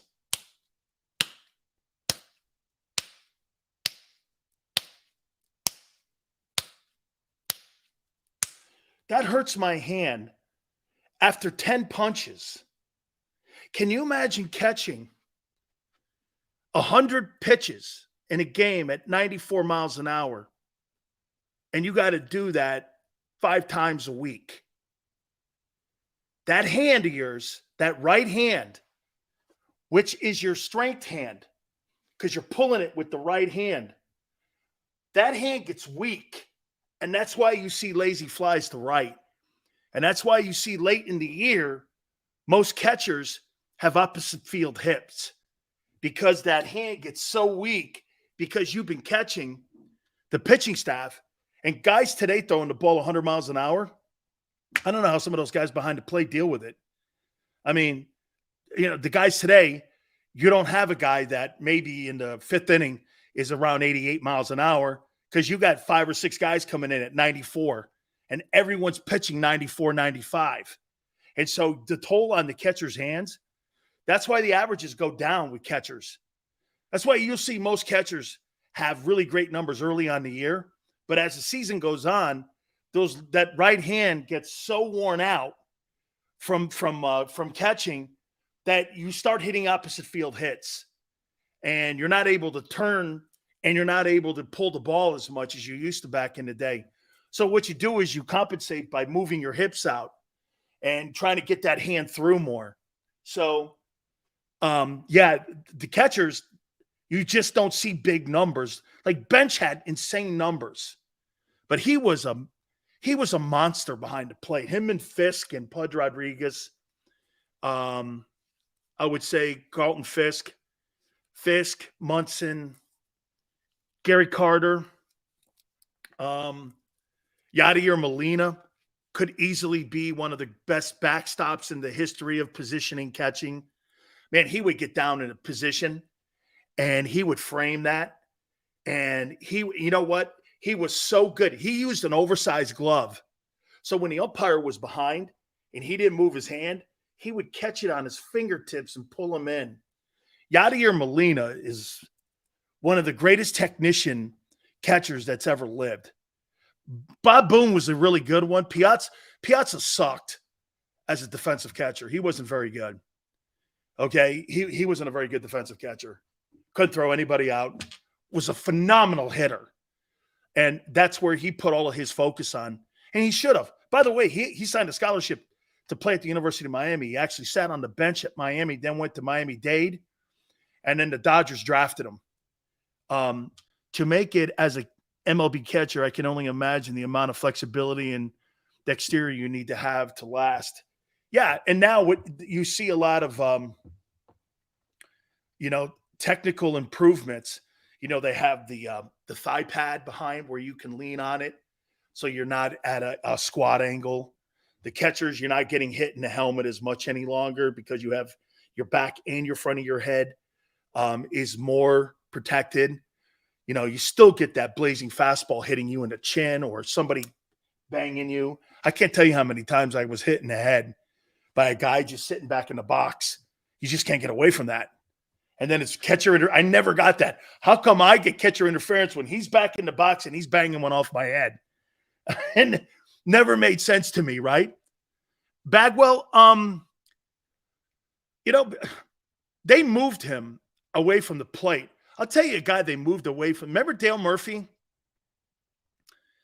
Manny Sanguin was so good behind the plate. He was so good behind the plate in Pittsburgh. Great arm, flexibility, could throw the first two behind the runner, was great at working the pitchers. Doc Ellis loved him. Sanguin was a great catcher, played a long time, really a great one. You guys remember Dale Murphy? Dale Murphy won 2 MVP awards, but he won 2 MVP awards when they moved him into the outfield. He was behind the plate, and he was getting worn out back there. And he won those 2 MVP awards in Atlanta, but he didn't do it as a catch. Well, he did catch a little in that first MVP. I'm friends with Dale. I've got great friends, as you could see, Gary Sheffield and all the. I know all these guys from like all. Hey, I know guys like Sheffield from all-star games when we were kids and shit like that. I knew all them guys from when we were kids. Jeff Bagwell, by the way, funny you should say that. So Jeff Bagwell was in the Cape Cod League with me, and he's from Connecticut. And he played in a lot of the all-star games that I played in high school and played in the Babe Ruth League and all that shit. Okay. Jeff Bagwell, man. I knew Jeff from, it's funny. A bunch of guys I played with, Bill Romanowski for football and Jeff Bagwell for baseball. Those were guys that I knew. Mo Vaughn was also a Norwalk guy. trying to think of all the guys that played in baseball during that time. Mo Vaughn was an MVP with the Red Sox. Bagwell was a great ball player. And, yeah, all them guys, man. Mo Vaughn went to, I don't think he went to Brian McMahon or Norwalk High. I think he went to a prep school. How many foul balls did you take in the cup? Quan. I didn't wear a cup. Big Sills doesn't wear a cup. You know why? I got Koulians that are made of steel. Always remember that, Quan. Big Sills don't wear a cup. I got Koulians that are made of steel. All right. So let's get into Eagles position rooms. All right. We did wide receivers today. Let's do special teams. Give me an assessment of the Philadelphia Eagles special teams. Your punt team, your kickoff team, your punt return, and your extra point field goal team. How good are those units? Combine them all, because you do combine them all. It's not just about a shitty kickoff team. Okay? It's just not about it. All of that is special teams. Sills, why do we still have Sippos? Look at Kevin. Next question. I only left for 30 minutes. D+. Look at Barb. Protect the assets. Kim says too, Barb. D+. Next question. I like it. I miss D. Philippe coaching. So you guys think it's coaching? How about this? How do you think Howie Roseman's done in addressing special teams? So would it be fair to say Howie doesn't put a premium on linebackers, safeties, running backs, and special teams? That's quite an omission.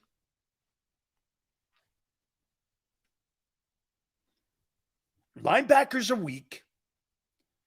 You're safe. Now, let me back up on that. Jacoby Dean's a third rounder, and Sidney Brown's a third rounder. That's not a weak pick. Those aren't weak picks. Okay? 2 third rounders are premium picks. So there's equity there. Okay? There's equity there at those that he's used draft choices. I think the problem with special teams is more so bad coaching, but that likely falls on Roseman as well. Okay. Guys, do you know why nobody wants to talk about special teams? Because you guys are focused on defense and offense. There's 3 components to winning ball games. You could lose that New England game on a special teams play because your team is inferior to New England. New England is superior to you in special teams. And you want to hear something crazy? Every team you play against this year, outside of your place kicker and field goal kicker, outside of him, you are the underdog in every game you're playing in this year on your special teams. All 17 games you play this year, you'll have the worst unit. Okay? So, if you have turnovers and your defense is giving up yards and you're giving up field position, you're losing. Is that likely? No. You're so good on offense and you're functional enough on defense that you overcome that. But when you play against superior quarterbacks like you are this year and coaches that understand the importance of special teams, it is going to be more of a glaring factor this year. This is why also I think Matt Patricia's been brought in, because Matt worked with the special teams in New England. And I think that that was one of his job titles, was working in New England on special teams. That's right. What Yale just said, guys, this year, you're not going to have blowouts. Your games are going to be closer because field position will be surrendered more because you're just not good in special teams. You're not going to go into a game where you have the advantage there. You're going to go into the game the majority of the time this year with your offense being better. And you're probably going to go into the games this year with your defense maybe as good or not as good because of the experience level. So you're not going in to like you did a year. You were exception. You were 1,000% a year ago.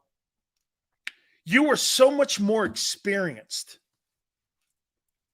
Okay? So much more experienced. Okay?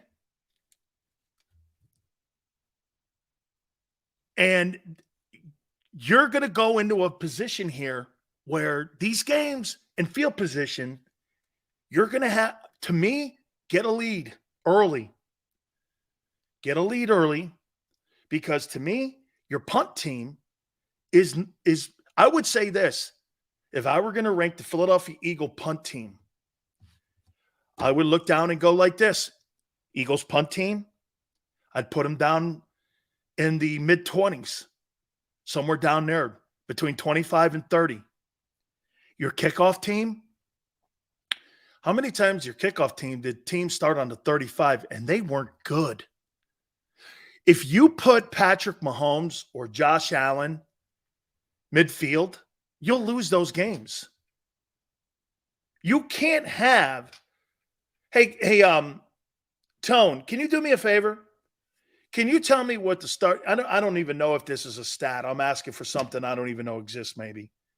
I'd like to know what the starting field position was for opposing teams against the Eagles when they got the ball. What was the average starting spot on the field that teams had? Okay? Because if it's anything over the 35-yard line, or I mean, if you're near the 35-yard line and you're near between 30 and 35, and you do that to Mahomes or Allen, they'll carve you up. They'll carve you up, man. You can't give them half the field and keep giving field position like that against quality quarterbacks like that. That's not going to happen. And that's a great point, Yale. They didn't punt that much. It's true. That's true. They didn't. But kickoff teams, like I'd like to know what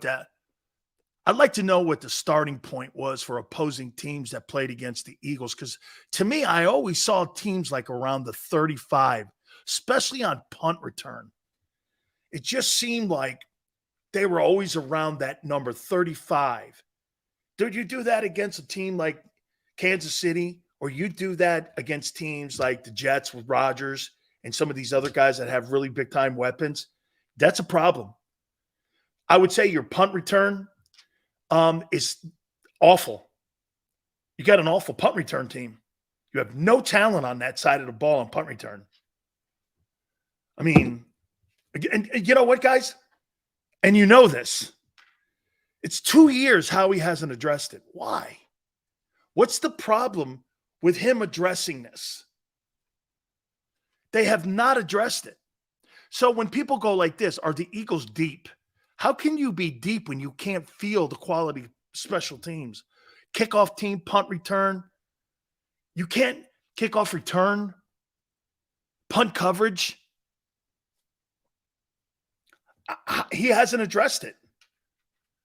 All they've done is put their equity into offense and defense. I mean, there's no Brian. Hey, did Brian Westbrook play special teams? Was he a special teams guy? There's not even a quality. There's no Quez Watkins. There's no Devontae Smith. Jesus criminy, man. Can you imagine Devontae on a punt return? Put Devontae Smith on a punt return versus 13 guys. That's why the Giants won so many games back in the day when they didn't have a high-profiled offense. Do you guys remember what the Giants used to, you guys, hey, Tone, you're not going to believe this. Westbrook did punt return. Hey, let me tell you what the Giants used to do. And Yale will remember this. When you played against the Giants and why the Giants won games and were more of a football program than what than what the Bears were when they won that one Super Bowl. On the kickoff team, you would have Carl Banks, Lawrence Taylor, Harry Carson, all their superstar defensive guys would be on the kickoff team. And they did that the majority of their careers.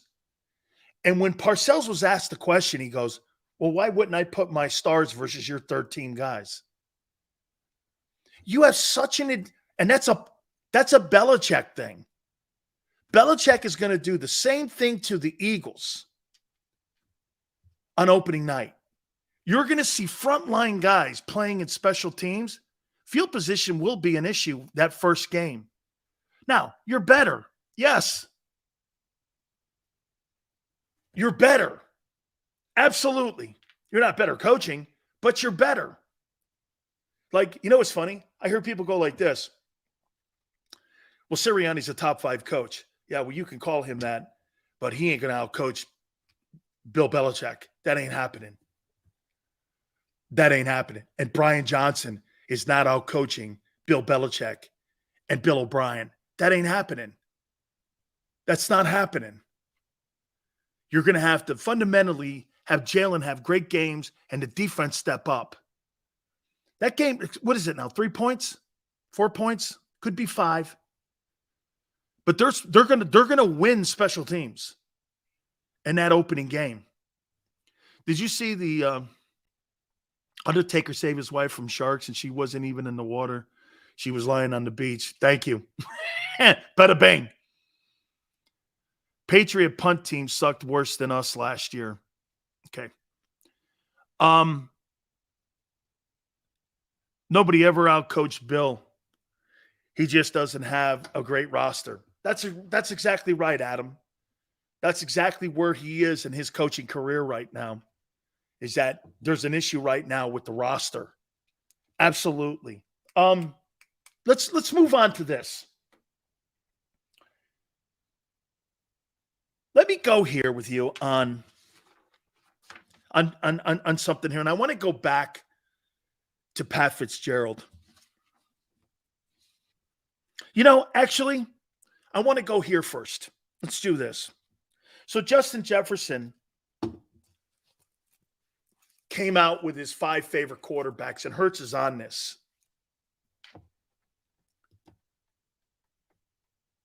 Northwestern just announced they're retaining their assistant coach despite firing the head coach. Northwestern just announced they're retaining their assistant coaches despite firing the head coach.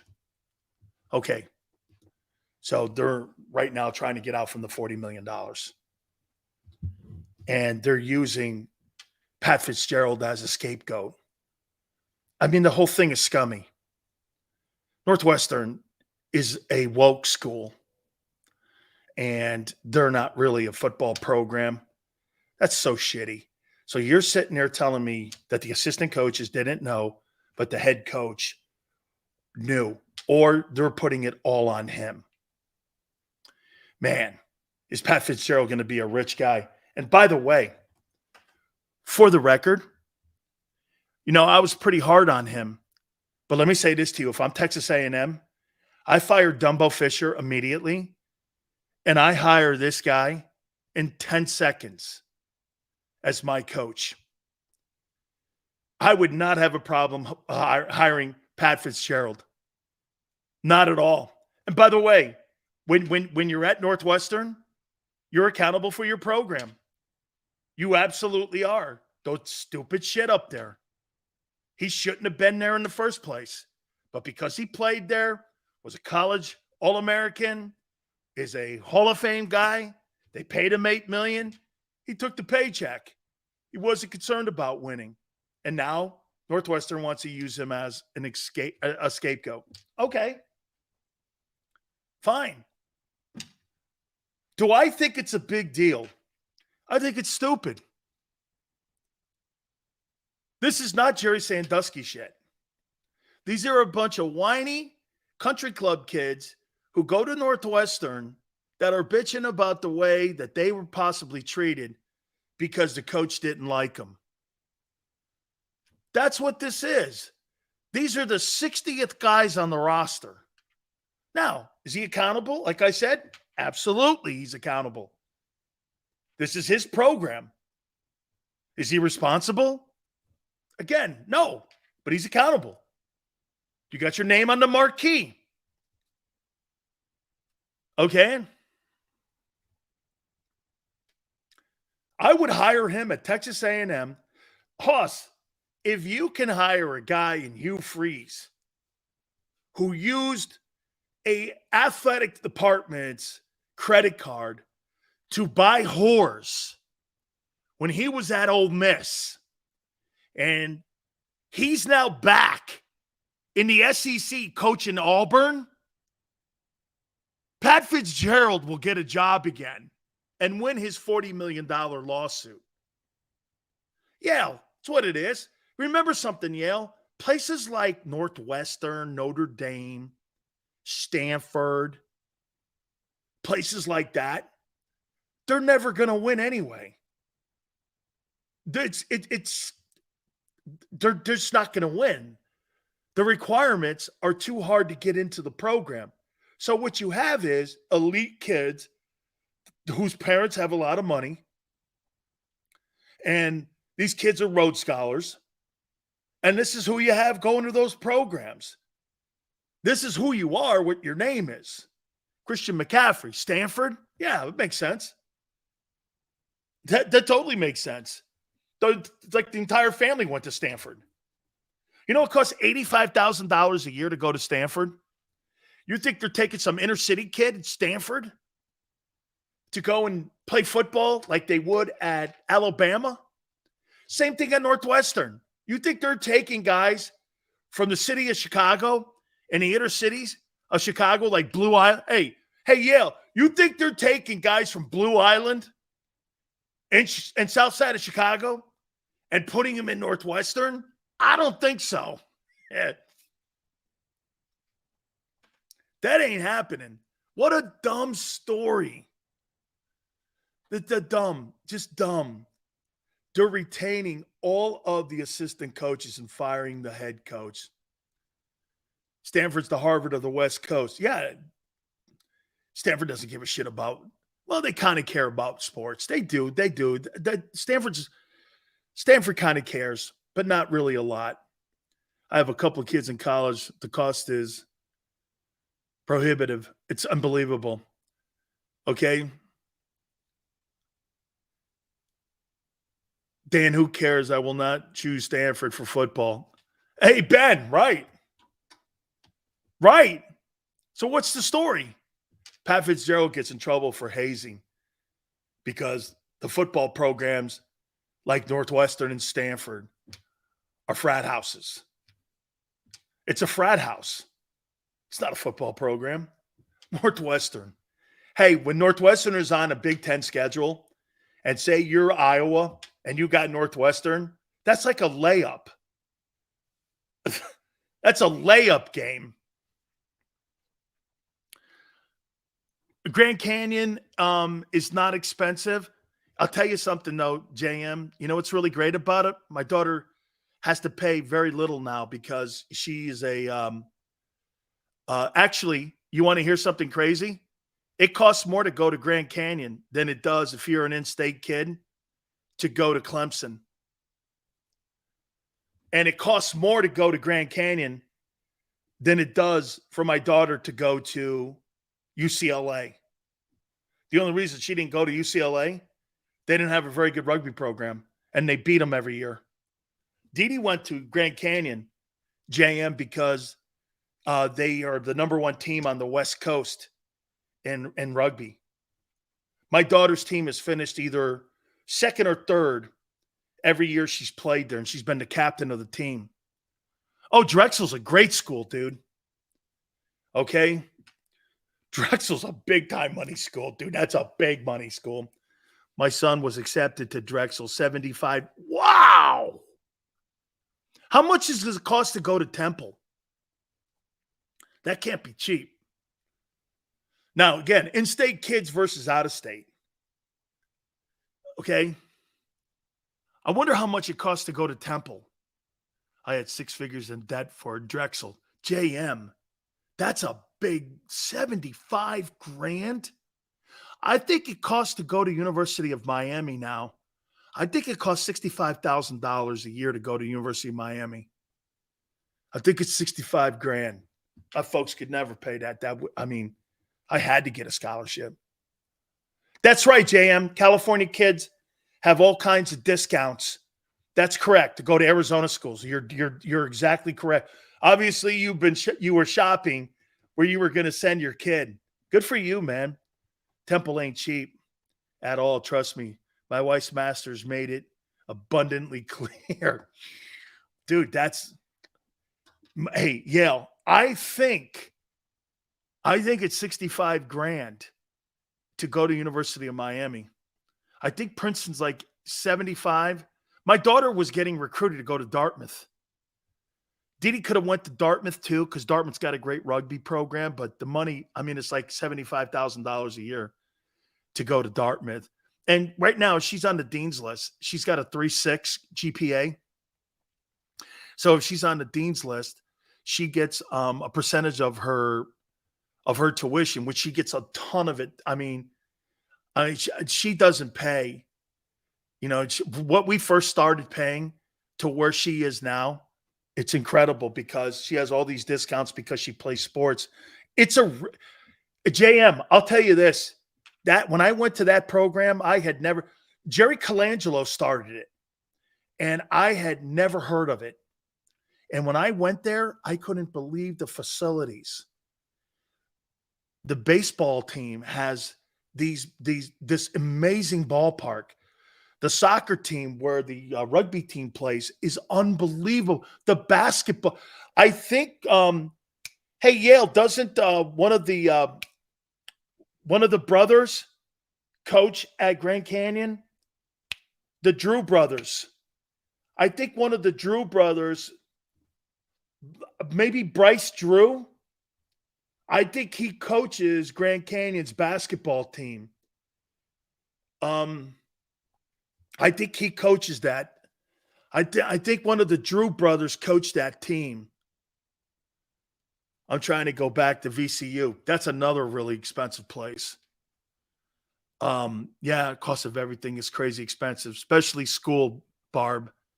School's crazy expensive. I'm being hit with snowballs with nails in it in December. What? Maniac, only Philly, right? Only Philly. Only Philly. Greasy, 2 ESPN Plus has all Ivy League games. I actually watch Yale. Hey, Barb. Hey, Tone. I got recruited to go to Yale, and my grades were so terrible. I didn't care. But I got recruited because it's a Connecticut school. And back in the day, when I was getting recruited to play college football, and again, I could play baseball too, I was telling you guys.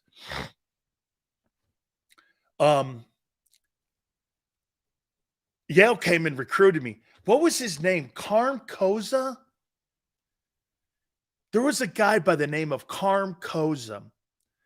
And we had a guy in the state of Connecticut named Rich Diana. Does that sound right? Rich Diana. So wait a minute, it gets better. And they go, well, yeah, we'd like you to at least come up to New Haven and take a look. And I go, Yale? I go, I don't even have a 3.0 average. He goes, that's okay.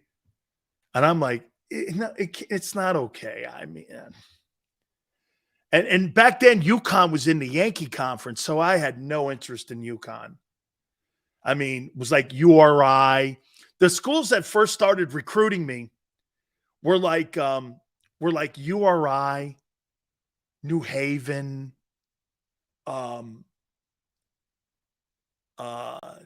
Pace. This is when I was a sophomore. Then the schools got bigger when I got older. Yeah, why don't you come up to Yale? It's one of the most prestigious places. I go, I know Yale, dude. I'm from Connecticut. I'm born and raised here. Why don't you go? I go, dude, I couldn't get through a semester. Are you crazy? I couldn't get through a semester. So I go up there and I go to, there's a place. Hey, guys. Hey, Tone, you're not going to believe this. So I go up with my friend Jim Colford. We take a trip up there. And I hope Jim remembers this because he watches the show. And there used to be a place up there called Toads. You know, I may have went with a couple other friends and not him. Rich Carroll and a couple other guys. Anyway, so there's this. Have you guys ever heard of Toads? So we go into this place. I don't know. It's about 100 seats. Okay? We're sitting there drinking. Chuck, we're sitting there drinking. I look over to my left. It's Bruce Springsteen. I looked at my friends and I go, that's Bruce Springsteen. He gets up and he plays a set, 2, 3, and leaves. Gets in a station wagon, drives away. The next day, he's doing Madison Square Garden. We come back the next day because we spent 2 days up there. The Stones walk in. I've seen the Stones 5 times. Me and my wife have seen them twice. The Stones walk in. This used to be like a warm-up place for all the major bands before they would play like a gigantic arena, this Toads place. Look it up. Hey, Takeem, right? This Toads place, all these stars like Blondie would walk in. They would never announce it. But the Stones would walk in and they'd get up there on stage and they're just playing the set that they're going to play at Madison Square Garden the next day. It's the most, when I tell this story, unless you're from Connecticut and you've been to Toads, you don't know what I'm talking about. I've never seen Bruce Springsteen. I'm sitting there having a beer. I said, Bruce, how you doing, dude? And we're all sitting there talking. He gets up there, plays 3, 4 songs, leaves. The next day, the Stones walk in. Unbelievable. It was one of the most famous warm-up places in New England. Either they were going to play the Garden in Boston or they would play Madison Square Garden. Unbelievable. Hey, Takeem, right? All the rockers plastered on the wall. Absolutely, man. You've never been there. See, Takeem, you tell the same story I do, don't you? And no one believes you that, hey, I was in there. Blondie was in there. You never saw Blondie. Dude, it's true. Every time I tell that story, man, I go, hey, I saw the Stones in a 100-seat bar in New Haven. Oh, my God. I've been there in 2009 when Drake went there. That is one of the most insane places you've ever seen. Toads played at Toads.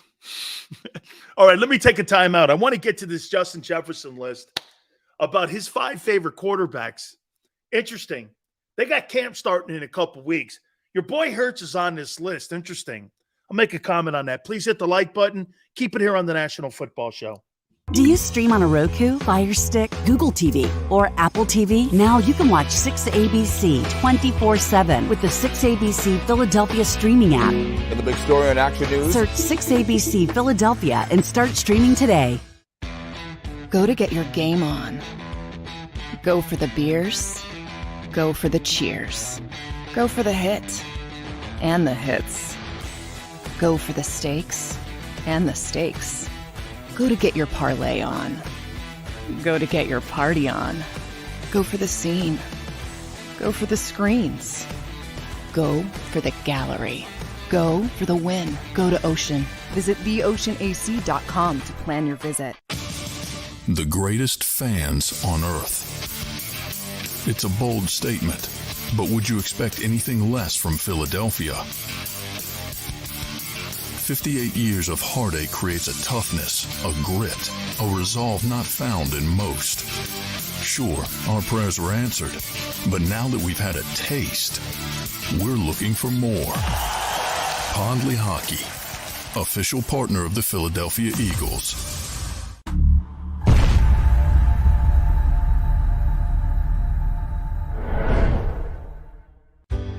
Go passionately.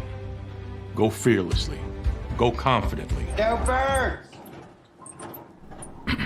Go confidently towards your goals with First Trust, Philly's hometown bank for nearly 90 years, and the official bank of the Philadelphia Eagles. We're focused on getting you over the goal line. So go with conviction, go with trust, Go Birds! and go forward with us by your side. First Trust Bank, the official bank of Philadelphia Dreams. Oh, and go Birds. All right, did you know I was the mommy slam dunk champion? Really?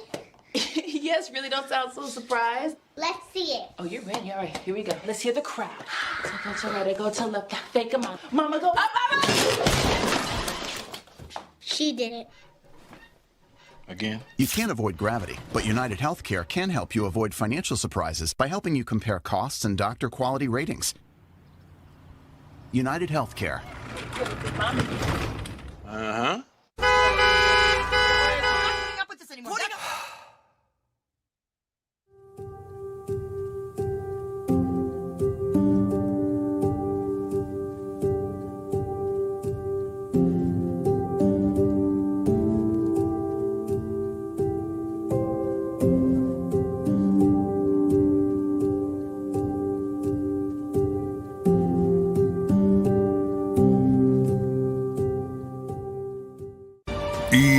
EAGLES, Eagles.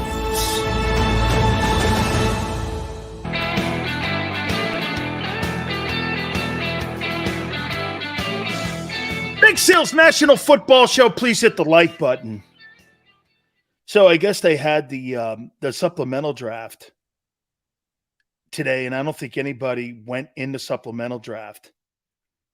And Sporting News I posted something on my Twitter page. By the way, if you guys aren't following, please do. Also at Dan Sileo Show. NFL draft history, the 9 best players ever picked. Chris Carter and Josh Gordon. And don't forget, Reggie White and guys like Steve Young were in a USFL supplemental draft. So they've had all kinds of variations. But this is, and I get asked this all the time. How does this work? And I think there were like 7 or 8 guys. I think it's hard to get picked in this thing because there's so few players. The process is difficult. The best supplemental picks, and they got a list. I'm on here. I'm the second highest drafted interior defensive lineman in this respected draft's history. A guy I think by the name of Jamal Williams from the Chargers was a second rounder. I was a third rounder. And this is how it works. Let's see. Chris Carter was drafted in the 4th round in 87. They got Bernie Kosar. He went in the 1st round in 85. Then they've got Jamal Williams, DT, went to the Chargers 2nd round. Ahmad Brooks, linebacker, Virginia, 3rd round. Went to the Niners. Rob Moore, wide receiver, went to the Jets. He was a 1st rounder. I don't remember this guy. Mike Wall, Packers, 2nd round. Oh, yeah, I do. He played for a couple seasons. Josh Gordon went in the 2nd round. Baylor. Bobby Humphrey, running back, Bama. Let's see some of these guys here. Full list. Here's the full list, but here's how it works. If you are going to use a pick, what you'll do is they'll put like a draft board together for the supplemental, and they'll put all these teams, and the worst team has the most chips. Like who is the team that picked? Like the Texans will have 32 chips. So they put 32 chips in, and they go down from there. The Bears down there. And so, like, that's how they put a draft order together. And what they do is if you use, let's see here.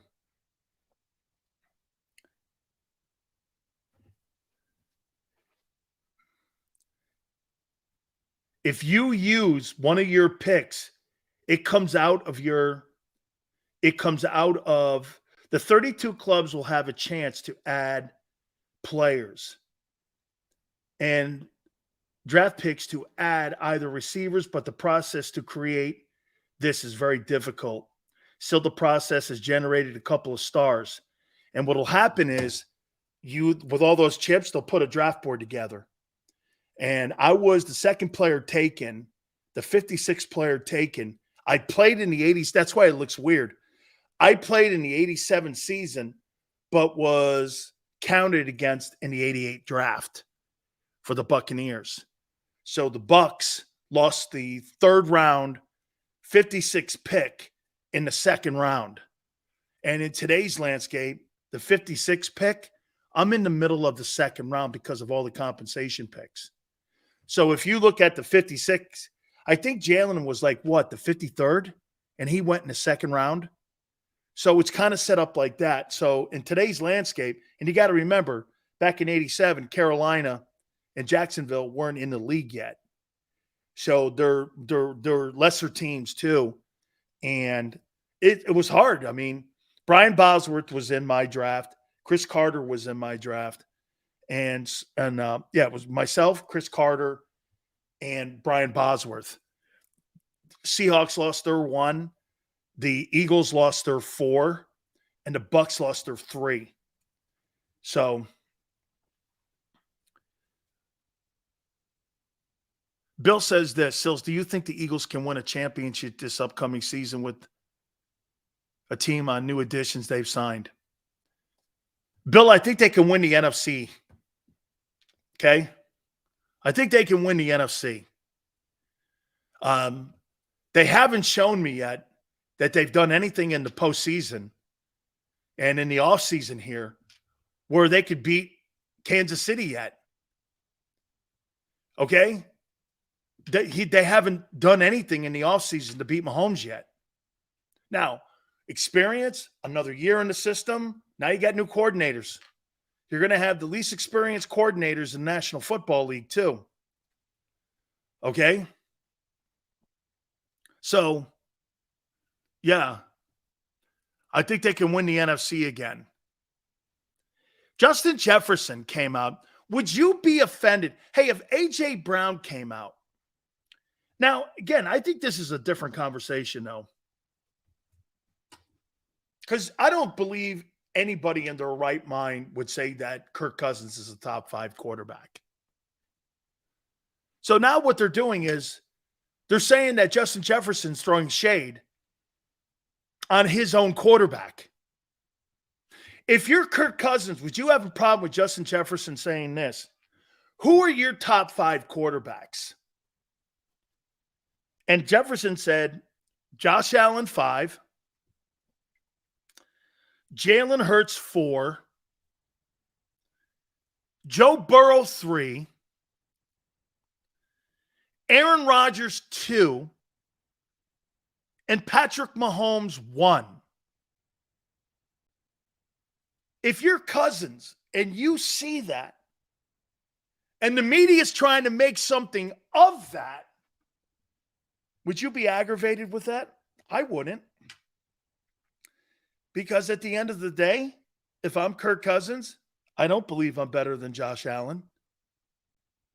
I don't believe, I may believe I'm better than Jalen Hurts because I've just done more things than Jalen Hurts as a quarterback.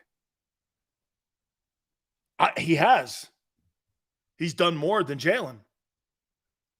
His numbers show you. His resume is better. Jalen had one fabulous year, like Craig Carton said. This guy's had multiple great years. But Hurts better than Cousins? I don't know. Jalen's on a better team and playing in a better organization. I think he's just being honest. Now, look, and you know what, too? Tone, to be fair, he's asking him who's the best quarterbacks in the league today. Not a resume conversation. You know what I'm saying? It's not a resume conversation. And if you'd have to put Jalen in the top 5 because coming off that year, if you're going to say this, who are the 5 best quarterbacks going into 2023 coming off of what 2022 was? Yeah, you have to put him in there. You do. So I think it's more of a timing thing instead of more of a resume situation.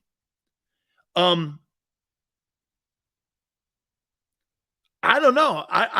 If I'm Kirk Cousins, I don't have a problem with this. As a matter of fact, how I would respond, hey, every one of those quarterbacks he named all had great years last year, all had great seasons. And, and by the way, the only thing that I would say back to him, hey, Tone, how about this? The only thing I would say back to him, how about those yards that you're getting there in the first 3 years of your career? How you feeling about that and your touchdowns? Okay, it doesn't seem to be hurting you, does it? And I would also say, if you want to be a dick, where were you in the Eagle game? Where were you in the Eagle game? When Slay shuts you down like a slam dunk door. Where were you in the Eagle game? When you were like Casper the Ghost in that game. Where were you? So I don't believe Cousins is that guy. But I would make that comment too. Well, it's funny. I don't remember Justin Jefferson getting off the bus against the Eagles. Okay? Cousins can go to the CFL and save their pitiful league. Kirk Cousins has put together a great career. Okay? He's put together a great career. This guy's going to go over 40,000 passing yards. You understand he's got more passing yards at the end of this year than what your boy McNabb will ever have. Okay? I mean, this guy's got 7 straight years of 4,000 passing yards.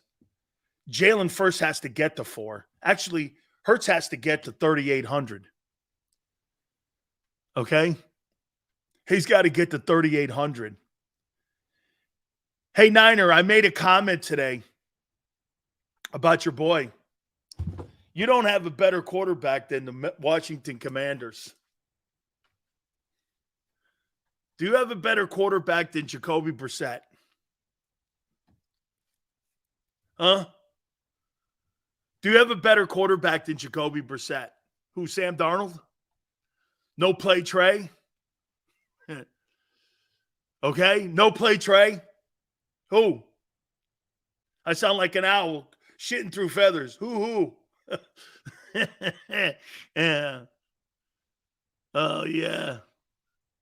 Let's see JJ without Cook and Thielen. Well, they got the kid from Southern Cal. They brought him in. Okay?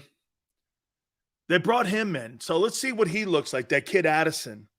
I think he's going to be a good addition on the other side, yet to be determined. I also happen to think Brian Flores is going to be a great addition. I want to thank Craig Carton for coming aboard. We're working on Seth to come aboard with us, so we appreciate that. You guys have been great, man. 16 days from today, we are going to start training camp. That's crazy great. Crazy great. So we're hoping to get Seth tomorrow. Thank each and every single one of you for coming aboard. Please hit the like button. Tone, great stuff as always. You're killing it. Xander, Big Joe, we thank you very much. 3 to 6 tomorrow, and we'll catch you on the flip side.